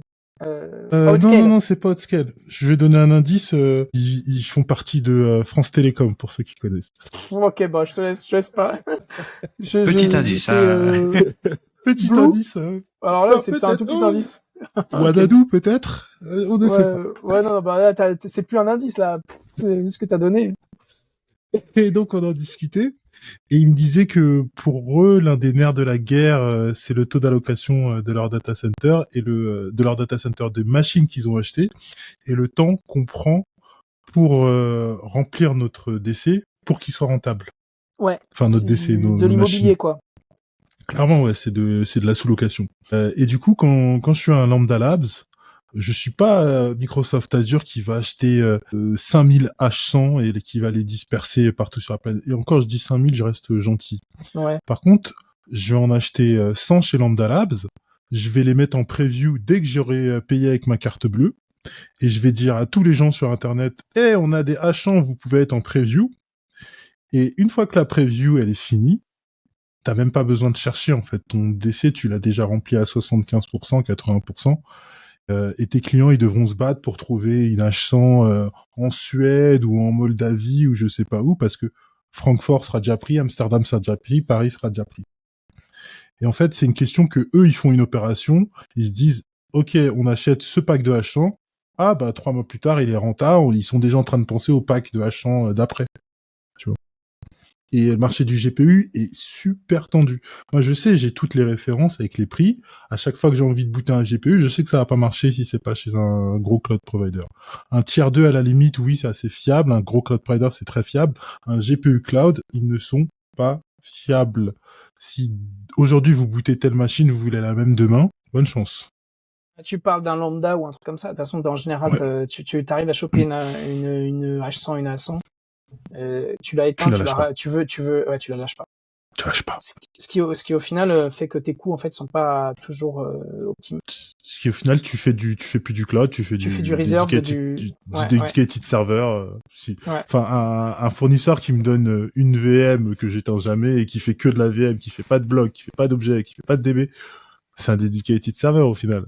Et tu vois, j'en parlais avec Modal. Je sais pas si tu vois Modal, c'est du serverless Non. GPU.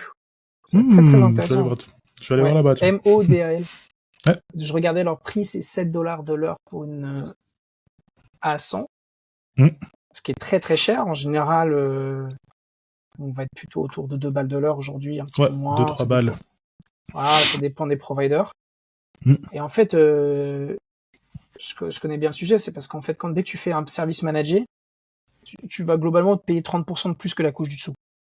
Tu payes ton hardware, tu vas mettre 30%, ça te fait ton dedicated server as a service, tu mets 30% de plus, ça te fait ta VM as a service, tu mets 30% de plus, ça te fait ton Kubernetes as a service, tu mets 30% de plus, ça te fait ton function as a service de plus. Voilà, mais globalement. Ouais. Eux, ils ont fait un function as a service qui boot en quelques millisecondes. Ok, ils ont fait des trucs incroyables sur le boot du cycle de compute. C'est une espèce de truc qui s'appelle, c'est un peu équivalent à Firecracker. D'ailleurs, il y a une très très bonne vidéo YouTube que tu mettras dans les commentaires, je t'enverrai, où le CEO expliquait ce qu'ils ont fait. Ils ont fait un peu comme un Firecracker avec du cache sur un NFS et du snap de la VM, etc. Donc vraiment très intéressant. Mais je parlais avec eux, je dis comment vous faites? Parce que moi, chaque fois que je suis sur un cloud provider, ça met entre 5 à 30 minutes pour avoir la VM. Et une des raisons, c'est parce que tu dois ramener le snap de l'image de la VM, et comme Nvidia est pas foutu capable de faire des drivers qui s'adaptent à tous les OS, tu es obligé de rapatrier tout ton OS, ton gros Ubuntu 22.04 machin, avec tous les drivers, les machins. Et puis tu dis ok, blablabla. Tes installeurs, après tu vas dire mais tu pourrais installer à la volée avec Ansible ou ça pareil, ça va te prendre une plombe à installer. Donc du coup à la fin c'est trop long, j'en ai marre. C'est trop long. Donc à la fin tu fais un snap et le snap il te met il te met 5 minutes, ou alors tu dis tu fais un truc de base et tu mets le conteneur, mais à ce moment-là il va falloir que tu poules l'image, c'est pareil, tu vas mettre un certain temps. Et en fait, ils font de l'over-provisioning, ce que font tout le monde dans le jeu privé. T'as un taux de remplissage, tu dis c'est 80%. À partir de 80%, je rajoute des VM pour toujours avoir de la dispo. Et le 20% de gras que t'as en plus, ça s'appelle comment? Ça s'appelle des spot instances chez AWS. Que tu payes moins cher, mais tu te fais dégager, t'as 30 secondes pour dégager, qui est le temps de boot de la VM. Donc en fait, ils ont juste fait du spot instance.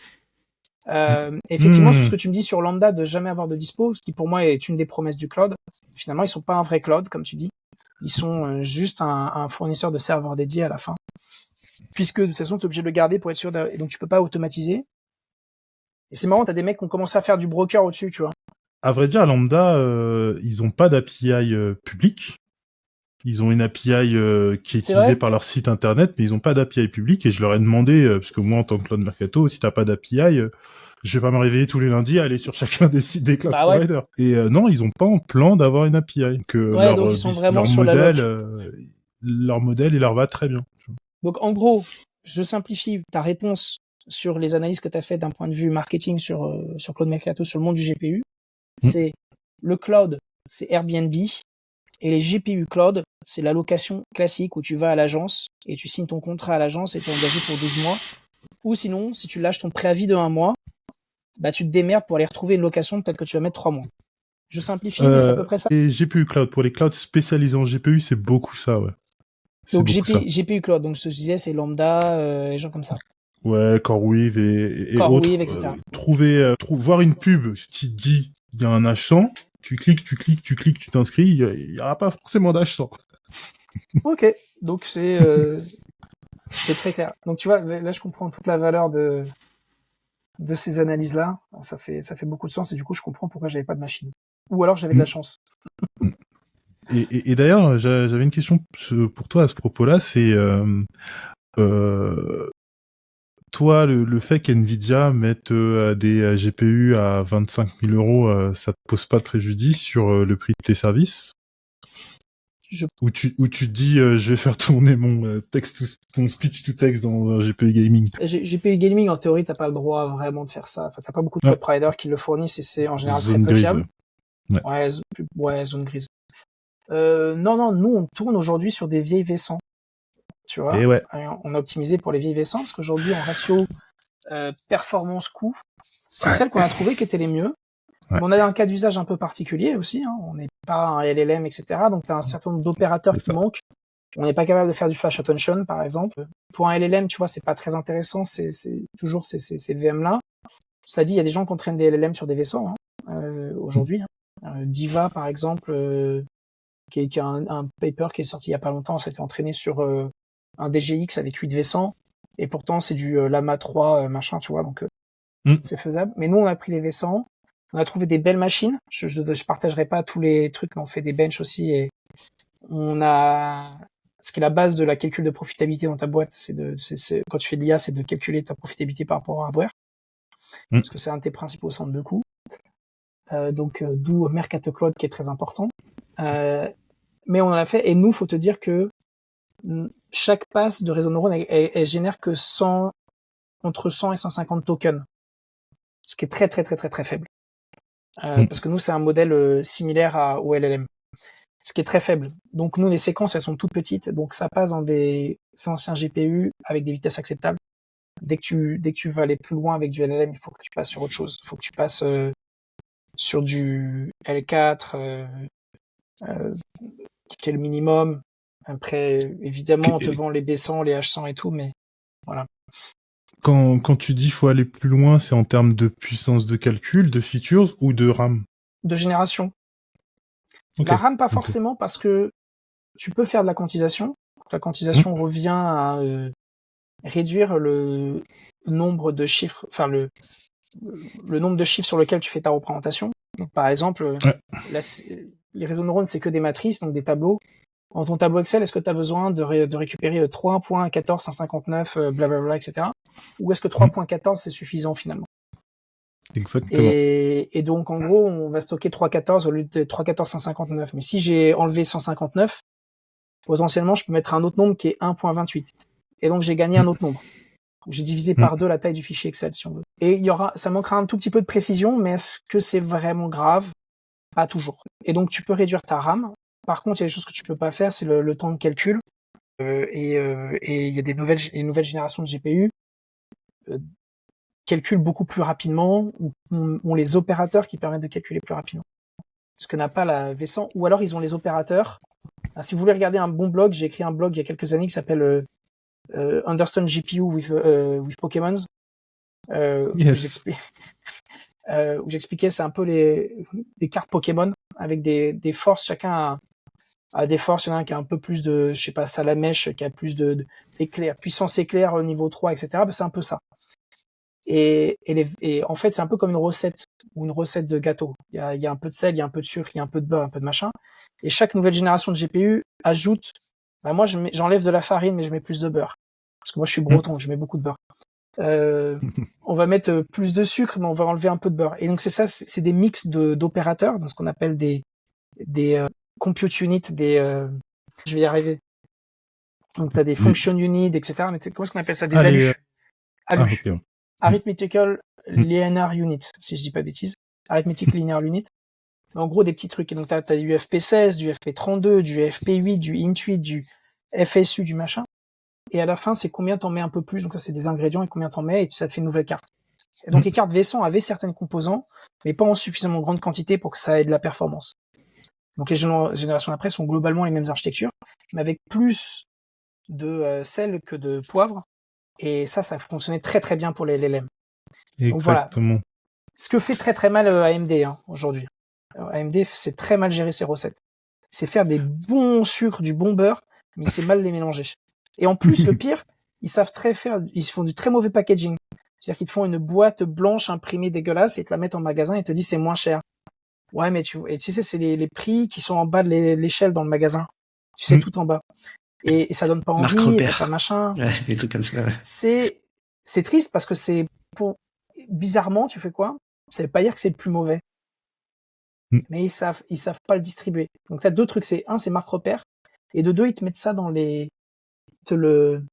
si tu veux, pour l'utiliser ou pour le faire le truc, c'est tellement compliqué, c'est qu'il te faut quatre différentes paires de ciseaux, machin et tout. Là où Nvidia a fait un truc, t'as la bande pour déchirer, c'est comme sur le fromage. Tu déchires la bande, il y a le zipper, tu fais ça, tu consommes, tu rezippes. AMD, il faut quatre trucs à écrou, dévisser, lire 4 fois la notice, parce qu'ils ont pas distribué leur software correctement. Exactement, c'est ce que j'allais te demander. C'est pas dû au fait que Nvidia a su très bien implémenter CUDA, pas en tant que code, mais en tant que état de l'art pour faire au début big data, après data scientist et aujourd'hui IA. Et ça, c'est que du marketing. Mais marketing pas dans le sens marketing opérationnel et pub et tout, dans le sens comprendre le marché, qui tu adresses, à qui tu parles. Tout à fait. AMD, ils ont fait du FP64. FP64, c'est très bon pour la météo. Mais si tu veux aller chercher de l'IA, c'est pas ça qu'il fallait faire. Il fallait chercher des gens qui étaient pas des gens de l'ultra précision scientifique, mais qui étaient plutôt en gros. Donc ils ont mal compris l'ICP qu'ils allaient chercher. Ensuite, ils ont mal compris le persona parce qu'ils ont continué à réfléchir en persona ultra scientifique qui passe 8 ans à optimiser son cluster Slurm, etc. Alors qu'en fait, le persona, c'était plus les gens qui étaient dans l'université en train de faire du code Python dégueulasse. Donc, ils ont mal compris l'ICP, ils ont mal compris le persona. Et comme Nvidia a super bien compris ça, ils ont construit des outils pour adresser leur marché et les outils pour adresser les bonnes personnes dans le marché au bon moment. Ils ont tout défoncé. Mais parce qu'ils font un bon produit. C'est pas que le produit foncièrement, le produit est pas tellement différent, si tu veux. Tu vois, c'est un peu comme un appartement, de la pierre, ça reste de la pierre. Mais la manière dont ils l'ont distribué, ils ont marketé, et marketé, c'est-à-dire l'amener au marché, était tellement bonne que AMD s'est retrouvé un peu comme des cons. Il y a eu ça, et il y a un autre truc que j'explique dans une vidéo de Bicode aussi, c'est qu'au moment du Covid, Nvidia était très très bon, ils ont préempté toutes les chaînes de production. Et du coup, AMD s'est retrouvé en disant, mais qu'est-ce qu'on produit, comment on produit? Et les chaînes de production ont fait, parce que ils fabriquent pas eux-mêmes, hein. Intel fabrique eux-mêmes, mais AMD et Nvidia sous-traitent à des fonderies, ça s'appelle. Des gens qui font la lithographie, tout ça. Et les fondeurs, ils ont dit, on a un peu de place là, mais il n'y a pas assez pour toute ta supply, donc tu choisis, soit tu fais tes CPU, soit tu fais tes GPU. Et donc, du coup, ils ont flingué une génération. Ils ont foutu une génération à la poubelle. Ils ont fait tout poubelle. Bah ouais, parce que le temps qu'ils la sortent. Inutile. Voilà. Par contre, la nouvelle génération M200, M1200, M1300, elle est très très bonne. Et la question, c'est quelle est la pression marché jusqu'à ce qu'à un moment donné, le marché se rééquilibre un peu avec des gens qui vont écrire le software parce qu'AMD n'est pas capable de le faire, que la communauté se mette à l'écrire pour venir compenser la pression que fout Nvidia au niveau des prix. Parce que $25 000 la carte, je pense que t'es extrêmement gentil quand tu dis ce prix-là. Une carte full câblée dans un DC, c'est 35 000 € à peu près. Ouais. Full câblé, avec infinite band, machin et tout. Donc, il y a un moment donné, ça peut pas fonctionner, quoi. À Nvidia, ils sont seuls, ils se gavent, ils ont raison, et pour moi, ça va.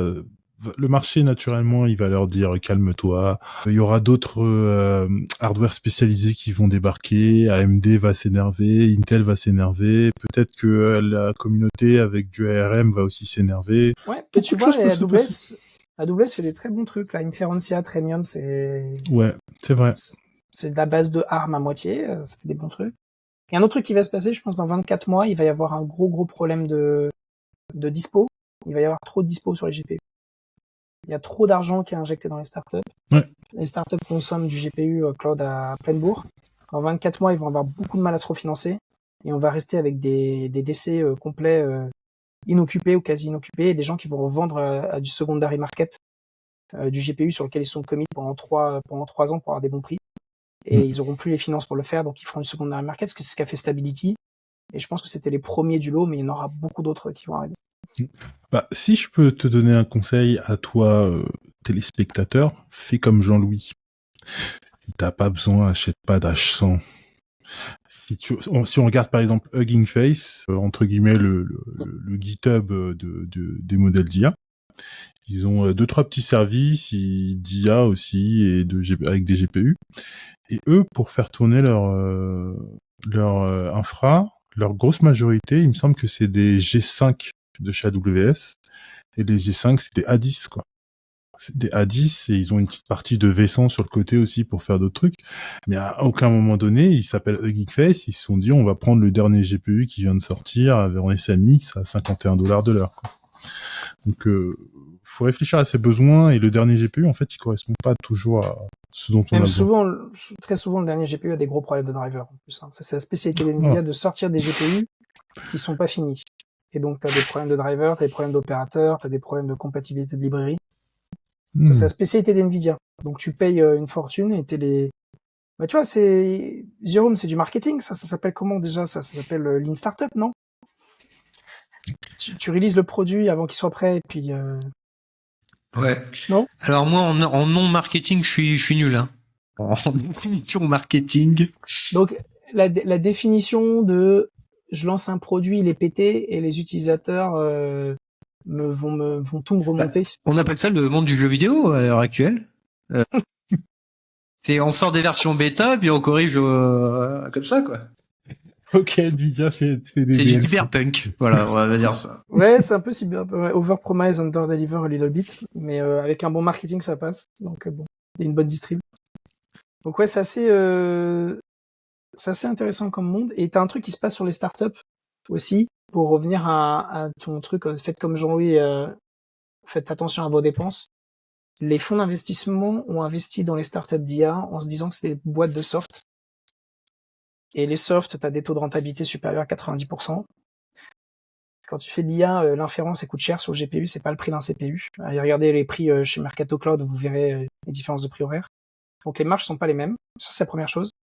La deuxième, t'entraînes un modèle et ça va te coûter 1,5 million pour entraîner un modèle, les petits modèles. Et ton modèle va être state of the art, un tout petit modèle, hein, pendant 3 semaines. Et donc, t'as investi 1,5 million pour 3 semaines pour être top du leaderboard. Là où t'avais investi avant dans des boîtes de hardware, tu mettais 1,5 million, tu l'amortissais sur 5 ans. Ou tu mettais 1,5 million en software, en fait, t'avais plusieurs mois de roadmap qui étaient délivrés. Et donc, en fait, il y a un paradigme où les VC sont un peu perdus. Software, je mets beaucoup d'argent, du coup, j'aurai un énorme retour sur investissement parce qu'il y a un effet de levier. Bah non, en fait, pas tant que ça. Ou hardware, je mets beaucoup d'argent, mais j'aurai un amortissement sur plusieurs années. Bah non, pas tant que ça, parce que tu mets beaucoup d'argent et t'es top of leaderboard pendant 4 mois.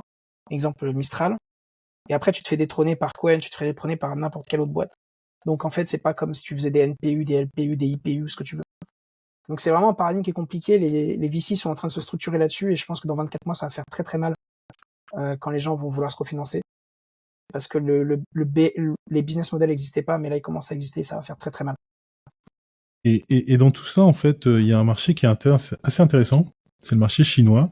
Moi, depuis que je m'intéresse à l'IA, je vois qu'il y a plein d'universités chinoises qui font pas mal de choses. Je vois que ça peut être intéressant parce que là, les IA font des choses, entre guillemets, culturelles, que les Chinois ont l'occasion d'insuffler leur culture, par exemple, dans les IA. C'est très bien pour l'humanité. Il n'y a pas de souci. Mais je comprends pas pourquoi, en fait, toutes ces entreprises chinoises et ces universités chinoises sont pas plus performants que nous au niveau IA vis-à-vis de comment est-ce que le Parti communiste gère la Chine. Entre parenthèses, nous, on est dans un modèle capitaliste, extrême ou pas, c'est vous qui voyez, mais la Chine sont dans un modèle capitalo-communiste, on plus soit ce qu'on a envie de plus soyer pour le pays, où il n'y a pas de droit d'auteur. Le droit d'auteur n'existe pas, donc quand vous créez quelque chose, n'importe qui d'autre peut l'utiliser. Donc une entreprise peut utiliser les choses de son concurrent si le concurrent ne les cache pas. Enfin, il y a tout un écosystème qui font que quand ils ont envie de mettre en place quelque chose, ils peuvent le faire d'une manière beaucoup plus forte que nous. Là où est-ce que nous, on a un avantage, c'est que on peut jouer sur le hardware que eux n'ont pas. Mais les Chinois, ils peuvent s'acheter des GPU, en fait. S'ils veulent arriver au même niveau hardware. Ils achètent des GPU, ils vont reprendre Taïwan, t'inquiète pas, ils vont reprendre Taïwan. Ouais, au bout d'un moment, ils vont le reprendre. Moi, je pense aussi qu'il n'y a pas trop de doute là-dessus. Qu'est-ce qui fait que les universités et les entreprises chinoises nous sortent pas l'équivalent au niveau puissance d'un chat GPT, nous sortent pas l'équivalent au niveau puissance de je sais pas trop quel IA, un DALI ou je ne sais pas trop quoi. Sachant que si le PCC dit à 3 entreprises nationales, Alibaba, Huawei et Tencent, vous travaillez ensemble, vous nous le faites, en fait, ça se fait en un an, ils peuvent tout claquer, quoi. Alors, j'ai pas la réponse à cette question, qui est une très bonne question. Déjà, je pense pas qu'on soit dans le capitalisme pur, nous. Je pense que t'as 3 plaques géographiques. T'as les États-Unis qui sont dans l'ultra-capitalisme. T'as nous qui sont dans l'individualité. C'est-à-dire qu'on respecte l'individu avant tout. Avant le capitalisme, avant l'État. Et d'ailleurs, la preuve, c'est que c'est très difficile de faire la reconnaissance faciale en France, par l'État, etc. Et aux États-Unis, c'est au mieux 10 ans, gros contrat, s'il y a de la thune à faire, on le fait. Facebook, par exemple, qui le fait sur cette plateforme. Et la Chine, c'est le droit de l'État. Donc, t'as le droit de l'État, le droit de l'individu, le droit de l'argent. C'est les trois, pour moi, c'est les 3 concepts qui se battent. Je sais pas quel est celui de l'Afrique aujourd'hui. J'en ai aucune idée. J'ai pas C'est la réfléchi à ça. danse. Nous, on danse. Comment? C'est la danse. Nous, on danse. C'est comme ça qu'on fait tourner le monde. Je sais pas. Il y aura probablement un concept qui va arriver, mais je pense que c'est pas aujourd'hui la grosse question pour les spécialistes. Ouais. Et les Chinois, je sais pas. J'ai une théorie, moi, c'est que les bons étudiants partent aux États-Unis pour les salaires. Très vrai. Et que avoir des très bonnes ressources en Chine, c'est compliqué. Parce qu'une fois qu'ils sont bons, les gens se cassent. Donc voilà. La question, c'est est-ce qu'il va y avoir une fight entre les États-Unis et la Chine? Et est-ce qu'ils vont dire aux Chinois de rentrer chez eux parce qu'il y aura des risques de vol de propriété intellectuelle, etc. J'en ai aucune idée. Mais il y a un shift qui va changer, je pense, dans pas longtemps. Et pour Taïwan, quand on voit que les Américains ont laissé faire la Russie en Ukraine, ayant peur de la Chine, derrière, je pense que un affrontement direct avec la Chine, c'est même pas envisageable, donc ils vont prendre Taïwan. Donc le sujet du hardware, il va être plié dans quelques années, je pense. En vrai, même le sujet de Taïwan, il y a un truc que je saisis pas. Taïwan, c'est TSMC et d'autres boîtes, donc ils font fondeur pour la plupart des composants électroniques complexes qu'on a autour de nous. Mais ils achètent leurs graveurs à Philips. Bah, il n'y a pas que Philips, ouais, mais il y en a quelques. Enfin, oui, il y a Philips et il y en a d'autres, tu vois. Je crois qu'ils sont 4 ou 5 sur les appareils de lithographie. Ouais, exactement, de lithographie. Et du coup, je sais pas. Pourquoi est-ce qu'on n'a pas la volonté, nous, depuis 30 ans que Taïwan le fait? Ah bah ça, alors, écoute, de se littéralement, dire, ouais. C'était au ministère des Finances. Ouais. Littéralement, je parlais avec le conseiller de Macron sur l'IA, sur ce sujet-là. Et il me disait où est-ce que tu penses qu'on devrait mettre l'argent? Ils ont prévu d'investir 2 milliards dans l'IA, ils ont mis 400 millions dans l'éducation, ils ont 1,6 milliard qui reste. Bon, moi, j'ai donné mon avis sur un certain nombre de choses et je dis, mais je pense que l'État de français devrait mettre entre 10 et 15 milliards, du côté de Grenoble, près du CEA, là où ils ont déjà les compétences et tout, et de faire une fonderie et de faire la fonderie de la plaque Europe. Et pas d'un point de vue européen, parce que je vais être un peu médisant, mais comme d'habitude, les Allemands vont nous foutre dedans. Ils vont vouloir nous éclater. Enfin, c'est comme d'hab, parce qu'en fait, les Allemands, c'est les Américains. Finalement, c'est un peu la même chose. Ils vont vouloir nous la mettre, parce que les Américains, de toute façon, ils veulent la mettre un peu à tout le monde. Et le truc qui va se passer, c'est que tu penses aux puces, aux DIA. Les Américains vont rapatrier tout ce qui est Nvidia-like chez eux. Et après, ils ont des lois d'anti-exportation pour du matériel sensible. Donc on va se retrouver comme des cons. Les missiles vont pas être capables de faire de la reconnaissance d'image. On va pas être capable de faire de la reconnaissance vocale sur la DGSI ou la DGSE ou je sais pas quoi. Ouais. On va plus pouvoir entraîner les IA. S'ils veulent faire un blocus, ils font un blocus. Puis avec le loup qui est en train d'arriver, je veux dire, le mec il fait à peu près ce qu'il veut. En Chine, ils ferment comme ils veulent. On va se retrouver les cons au milieu.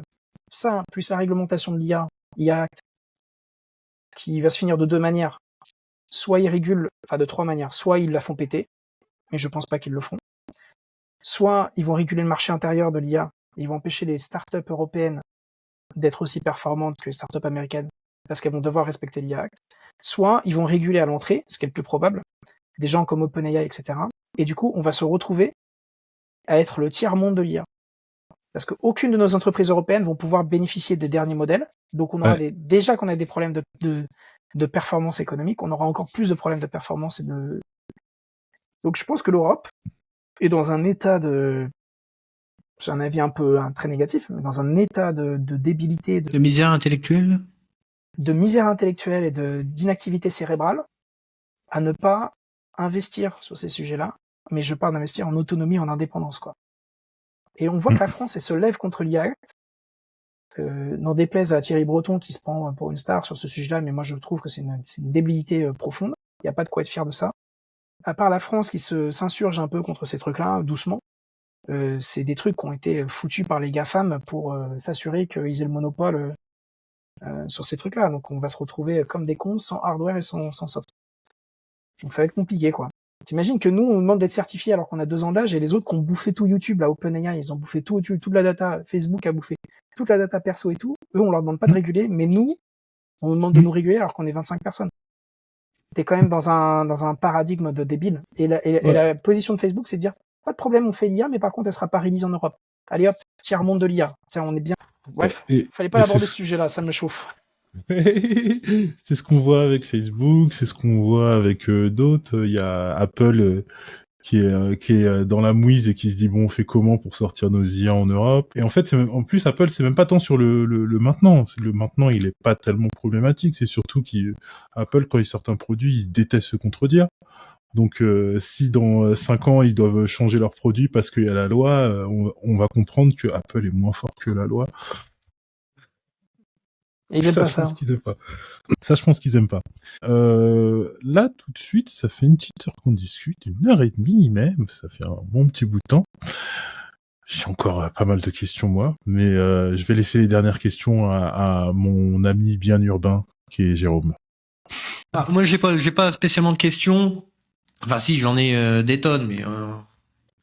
je te coupe, j'en sors une. Voilà, t'as perdu. C'est compliqué de fine-tuner pour de l'audio. Le processus, il est hardcore. Faut avoir de la donnée, un truc, et il faut s'assurer que qu'elle soit bien de qualité. Ou même mieux, pas de bonne qualité. Enfin, que l'audio soit de pas de bonne qualité. Mais de qualité, parfois, ça veut dire de pas de bonne qualité. Parfois. Tu parlais de l'écriture des médecins, peut-être que le meilleur dataset, c'est celui d'un médecin qui écrit très mal ou t'as le grand truffe à côté, tu vois. Ah non, la copie carbone de l'ordonnancier, ça doit être... Voilà. Et l'autre problème que t'as quand tu fine-tune l'audio, c'est que tu veux t'assurer que quand tu fine-tune, tu détruis pas le modèle d'origine et la balance du modèle d'origine. Donc t'as pas trop changé les poids pour les autres langues, si tu fine-tune pour une langue. Donc t'as un aspect global que tu dois quand même conserver quand tu fine-tune, qui est un peu compliqué. Okay. Et si demain, moi, je me réveille et que je dis, je veux que Gladia puisse traduire ma langue maternelle, qui est le bas-fond de à côté de Nkonsamba, qui a ses petites sonorités anglophones. Comment je peux faire je te contacte, je te donne un dataset. Ouais, en plus, avec la communauté suédoise et tout. Enfin, ouais, j'ai un petit dataset avec moi de discussion, de trucs, avec tout le corpus de mots qui existe. Ça se fine-tune. Ça se fine-tune si t'as suffisamment de voix, suffisamment de données et suffisamment d'argent pour que je te mette dans la roadmap. Faut que t'aies un use case qui soit suffisamment gros pour que je mette de l'énergie des gens dessus, quoi. Bah, c'est pour la danse, en fait. Donc, je sais pas si portez beaucoup. En plus, t'as des problèmes de droit d'auteur et tout qui vont se mettre à côté. Du coup, ouais, j'ai encore plus de données. C'est toujours une question de fric pour pouvoir quand même l'entraîner. Il y a toujours un peu d'argent de GPU, mais c'est surtout du genre du people, quoi. Et des cerveaux pour ranger les datas et être sûr que tout se passe bien, ouais. Ouais, et puis le gros problème que t'as, c'est que tu vas être obligé d'employer quelqu'un pour vérifier la qualité de ce que tu sors. Parce que moi, je parle pas le banfa, comme tu dis, donc... Et je danse mal, donc c'est vachement gênant. Jérôme, t'es coupé et du coup, je te redonne la parole, Jérôme. Non, mais justement, ce qui serait cool... Hier, je me suis remis à la musique. Est-ce que t'es musicien, Jean-Louis? Ouais. Ce qui serait génial, c'est du zik to text. C'est-à-dire que je mets ma musique et il me fait ma tablature ou ma partition selon que l'on connaisse le solfège ou pas. Et bam, ready to play. Ouais. C'est quoi ton budget? Alors là, je crois qu'il me reste 130 €. Attends, et bah, tu les gardes et puis tu vas sur Fiverr. Je vais demander à Warren Buffett. Un mec, ça va te coûter 10 balles sur Fiverr et puis c'est bon, c'est réglé, quoi. Non, mais en vrai, je suis d'accord avec toi, il y a des trucs qui me font rêver, mais tu vois, mon rêve, par exemple, ce serait d'écouter Rammstein qui chante, mais en français, avec leur voix, toute la tessiture et tout ça, tu vois. Ah bah oui. C'est pas... Ouais, non, mais tu vois, c'est un rêve. Maintenant, ce qui a un marché dessus et qui est prêt à payer, je sais pas, tu vois. Ah bah moi aussi, j'avoue, j'ai fait des tests avec Eleven Labs, etc., pour faire des montages, des trucs comme ça, c'est pas encore la folie. Toute petit côté baguette magique. Après, il y a les... comment il s'appelle? Je crois que c'est Suno, ou je sais plus comment il s'appelle. C'est Suno, ouais. Suno Labs, ouais. moi je trouve, enfin les musiciens tout de suite ils vont te dire, moi aussi je fais de la musique et tout de suite les musiciens ils vont te dire ouais mais non mais les voix tu les entends, il y a des machins, ça fait vocodeur, ouais mais les instruments, là ils innovent pas ceci cela, innover en musique de nos jours c'est quand même difficile, vraiment difficile. La voix, ouais, je suis d'accord. Le vocodeur, ça s'entend enfin, l'effet vocodeur, il s'entend à 130 km. Mais la question, c'est pas tant le résultat, parce que, in fine, tu demandes à Suno, fais-moi un riff de guitare. Ce riff de guitare, tu peux le mettre n'importe où. Fais-moi un riff de guitare je sais pas, en fa majeur. Voilà, ton riff, tu pourras le mettre dans une chanson ou une autre. Fais-moi une batterie, il te fera une batterie, et chacune des parties, il pourra te les faire très bien. Donc en soi, pour moi, le problème, c'est pas tant la qualité des outputs qui sont donnés par ces IA, plutôt les droits d'auteur. C'est pareil, c'est un bon faussaire. Il va te faire à la Monet, à la Pablo Picasso. Exactement. Maintenant, est-ce que tu as le droit de dire je vous fais un tableau à la Pablo Picasso? Bah c'est registrable, tu vois, tu peux pas. C'est pas Ne t'inquiète pas, il va dire ah mais non, je ne peux pas copier l'œuvre de quelqu'un là. Mais en fait, si tu lui dis fais-moi une chanson de rap d'un rappeur qui pourrait s'appeler Minamen, bah il va te faire la voix d'Eminem. Hein. Ouais, mais tu vois, mais ça c'est maintenant, mais ça va très très vite se réguler. Ça va être, tu vois, tu dis oui, ça va être la voix d'Eminem. Moi, je vois bien les majors qui vont, mais pareil, hein, c'est ce que je pense que devraient faire les majors comme ils ont fait avec Music Match, hein, en foutant un tiers technique au milieu. Mais il devrait y avoir une API de classification qui devrait être obligatoire d'une certaine manière pour tous les gens qui font l'image generation. Et t'as Disney qui est venu et qui a un tiers parti indépendant qui fait la classif, et dès qu'il y a un truc qui ressemble à Mickey, hop, c'est 1 centime dans la boîte. Et puis c'est un système par call API, et à chaque fois qu'il y a un truc, ça rentre et ça ressort. Et pas basé sur l'input, ça doit être basé sur l'output. Donc tu fais un classif Eminem, le truc, hop, ça revient chez je sais pas qui c'est chez eux là, chez Eminem, mais tu vois l'idée. Et donc je pense qu'il y a un tiers parti qui va se mettre au milieu et qui va sniffer tout le trafic et qui va dire désormais c'est bah après, la musique, c'est une industrie un peu spéciale quand même au niveau de... J'allais simplifier ça en un seul mot, c'est-à-dire les contrats avec le diable.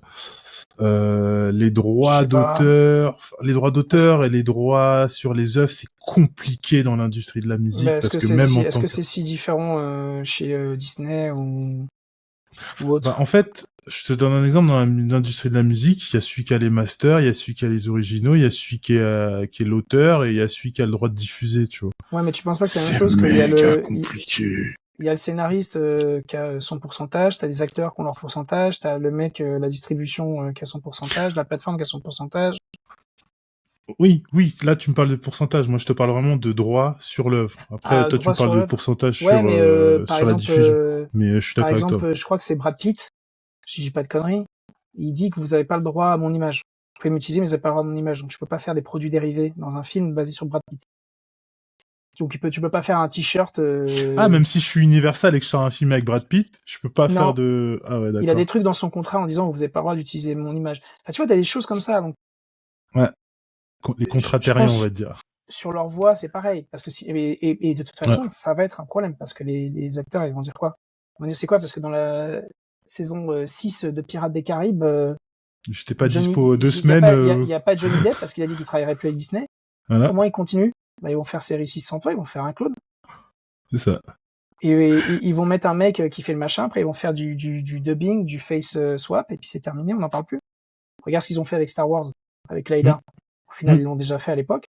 Franchement, c'est plus compliqué aujourd'hui de le faire. Donc la question, c'est comment est-ce que les acteurs vont protéger de mieux en mieux leur image. Et je pense qu'aujourd'hui, il y a j'imagine aucun acteur qui mette pas ça en ses clauses avec les avocats, avec ce qui se passe en ce moment sur leur voix, sur leur tête. Donc de toute façon, ça va être niqué, aussi fucké que la musique. Tu sais, il y a pas longtemps, justement, il y a putain, je me rappelle même plus son nom.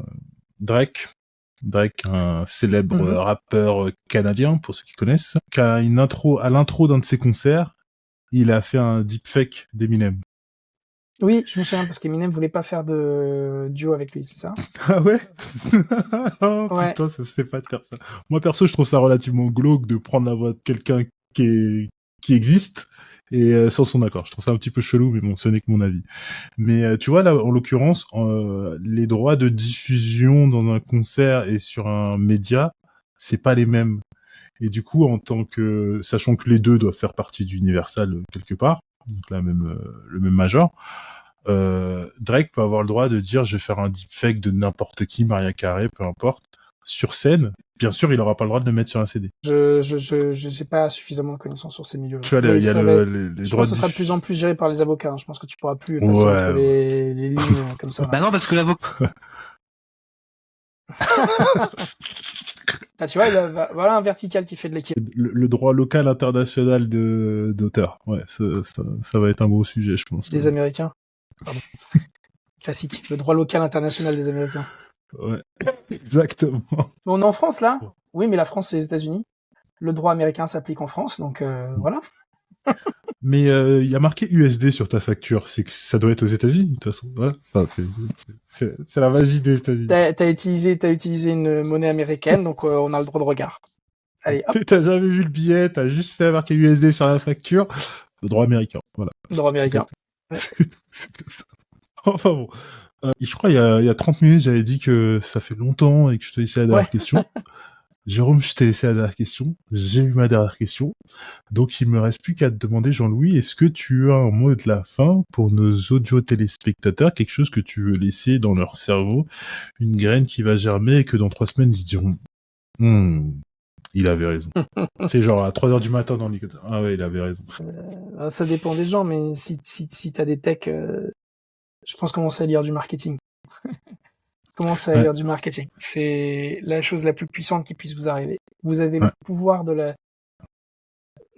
tech, vous avez le pouvoir de la scalabilité d'écrire un software, et vous aurez le pouvoir de la scalabilité de la distribution. Je pense que c'est la plus belle chose qui puisse arriver à un tech. Voilà, pour les techs. Pour les marketing, commencez à apprendre à faire du Python et utiliser ChatGPT. C'est très vrai, c'est ce que fait Jérôme. C'est tout à fait ça. Mais ouais, pour les techs, c'est la plus belle chose qui puisse leur arriver dans leur carrière. C'est de se mettre cette échelle marketing, parce que ça débloque tout, en fait. Voilà. Yes. Très très bon conseil, je te remercie. Et sur ce, toi, audio téléspectateur, tu sais ce que je vais te dire.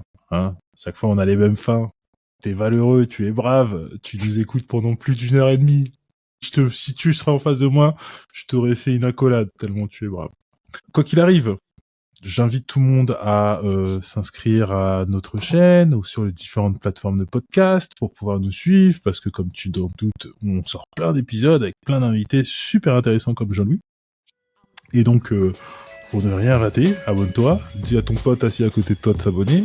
Quand tu vas rentrer chez toi, dis à ta femme aussi de s'abonner, ou à ton homme si tu es une femme, ou si tu préfères les hommes, c'est comme tu veux. Et sur ce, il me reste plus qu'à te souhaiter une bonne journée à toi, Jérôme, une bonne journée à toi, Jean-Louis. Bonne journée. Bonne journée. Et à la prochaine. Salut.